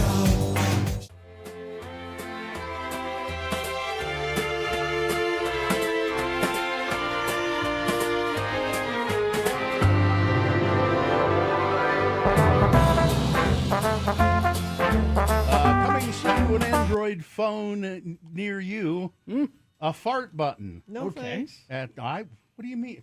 She says no thanks. You go, okay. I go, okay. At first reported by 9 to 5 Google, Android users on the beta update channel are noticing a new menu in calls made with the Google phone app, dubbed Audio Emoji. This surprise new feature gives callers a soundboard with 6 different sound effects, which both sides of the call can hear.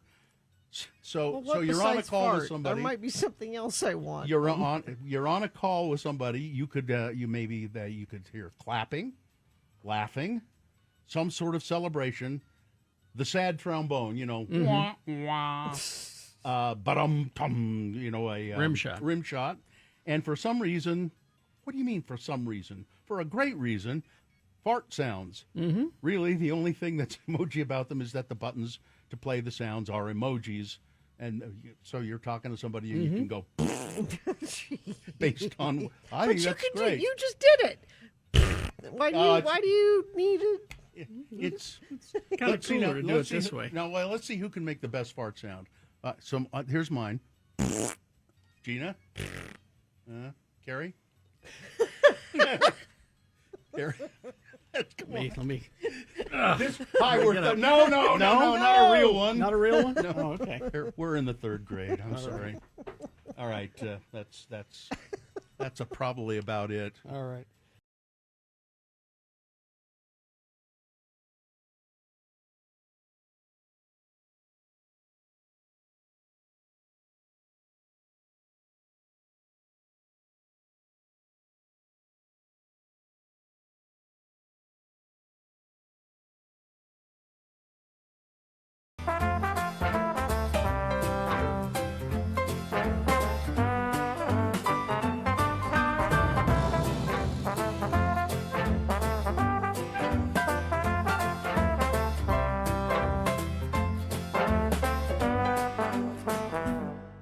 What do you think of this place, huh? Vanguard University Club. This is Oregon. As well, of course, with Radio from Hell, Carrie, Bill, and Gina. I think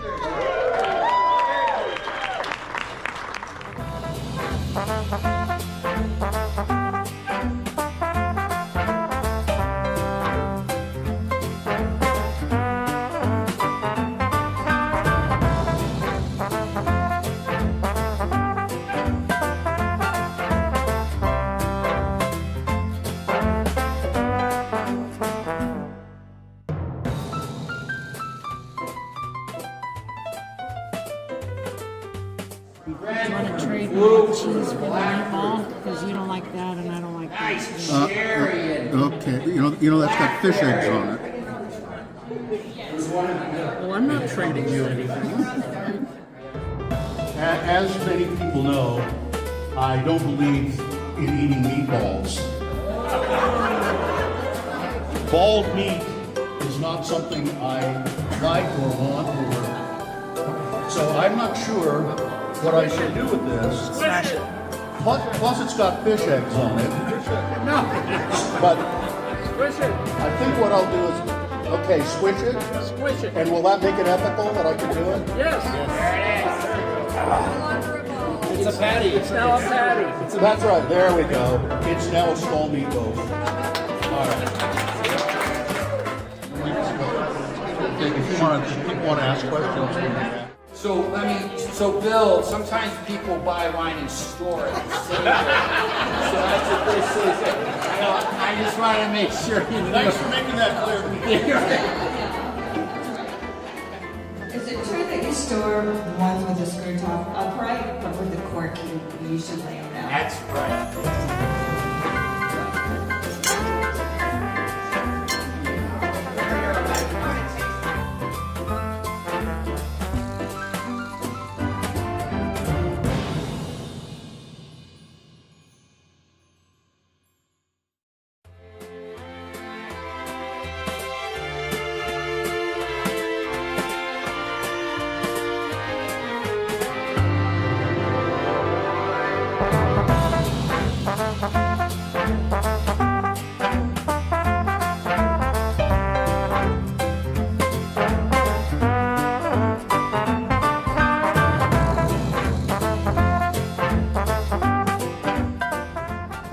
What are we doing? Exactly.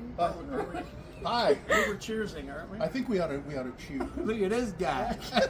What finger guns? It's my thing. Oh, yeah. East Coast. How about we do this? What's Oh, that? you. Go Utes. How about we do that? How about Go X96, Radio from Hell? Because that's what we're here for. Have you heard of it? Here at the what do they call it? The Red Zone. The Ken Garf. Yes. Ken Garf Red Zone. And we're awaiting our guests.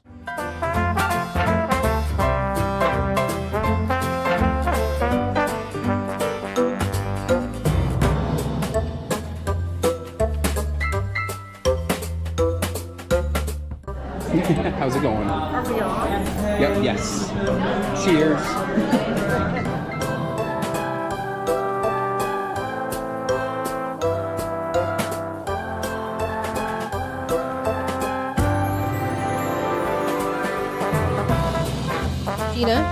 Gina, where are you going? That is stanchioned off. I can fit right through you. I just want to go touch them. Do you want to go touch the what? I want to go touch the turf. You want to go touch the turf? I think you need to come back here, ma'am. Gina, I think it's time to come back here. Don't make me chase you. This just in. Yeah. Because that's Howard. Uh-huh. The Things Can Only Get Better tour, featuring full performances by Howard Jones, All right. Wang Chung, Mm-hmm. English Beat, Mm-hmm. Modern English, all hosted by Richard Blade. Well. And they'll be coming July 29th. To where here? So it just says West Valley City. That's all it says. So I'm guessing maybe it's the Maverick? the Maverick Center. Mm-hmm. Yeah. Would be my guess. A real way back wingding of a lineup, if you were to ask me. One might say. One might say. So is Rick Wakeling still? Wakeling? Yeah. He's in the it's English pretty beat? much him, yeah. Dave Wakeling. Or Dave Wakeling, yeah. I would like to go just to see Dave Wakeling. I saw him over here at what was the Green Parrot about 9 years ago. It was a FanX event. The Green Parrot. And that was a great show. Yeah, and Howard's always good. Yeah. All right, well. And Nice. just also, I just saw this. So yesterday we had that Pepsi had pulled their sponsorship of the Wireless Festival, which is a big music festival. Because of Kanye West. Because of Kanye West. And then another sponsor did too, a beer sponsor. And now it's canceled. The whole festival's canceled. Oh, the entire thing? Yeah. Yeah. Well, unless there's, sponsors paying for the party, you can't have the party. And they won't let Kanye into the country. And he wanted to talk to the Jewish leaders. Yeah. And they said, no, we've heard what you had to say. He's crazy. Don't sponsor him. Don't. He's an insane Yeah, I just person. don't know who thought it would be a good idea to book him. That's the thing. That is an interesting question, isn't it? Whoever booked him just destroyed this whole thing. Just last year, he released a song called Heil Hitler. Yeah. And advertised a swastika T-shirt for sale on his website. So now he said he's sorry, but he genuinely believes he's bigger than Jesus. Wow. Like, the dude is insane. Just don't throw money at him. Don't do it. He's got enough, probably. Yeah. The whole festival is gone. Yeah, all it took was one person saying, "Let's book this." Don't tell me just in, by the way, today. I'm bristling every time I hear somebody say breaking news. Oh, or because just in. of yeah. Like, I had too many heart attacks from the both of you. All right. And on that note, stick around for the Nick Davis show. Are we doing the promo now? Sure. We can, sure. All right. Do you need to examine it? No, I'm fine. Here we go. Is something bothering you? Wish it away with things that must go. Is there something under your skin? Send your must-goes to radiofromhell@x96.com. Does it have you at the end of your rope? Just be sure to use the subject line, must go. Is it making you lose your cool? Are you stuck, Bill? Are you going bananas? Bill really needs a thing or two to go. Are you ready to throw in the towel? Things that must go includes Bill's Fugue State, Wednesday, Radio from Hell show, X96. Easy. How was that? It was good. Okay. No, that was really good. That's what you were looking for? Yeah. I gave Bill stage direction off air. Okay. I love doing it. It's fun. Let's see. You see the video of the mermaid? They do an underwater show, and a big sturgeon came and grabbed her by the head. No. Yeah. Where was that at? She got away. I forget.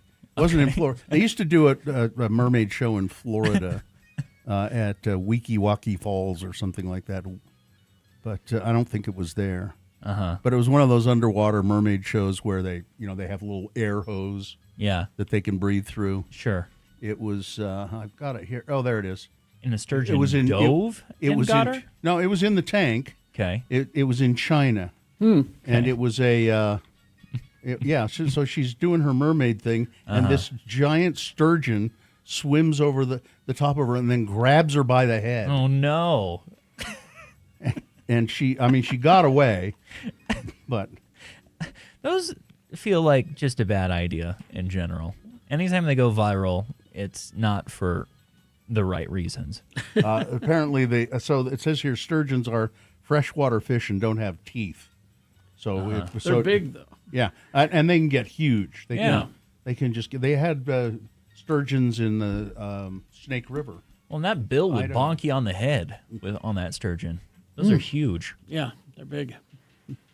It said here the mermaid was clearly startled and upset.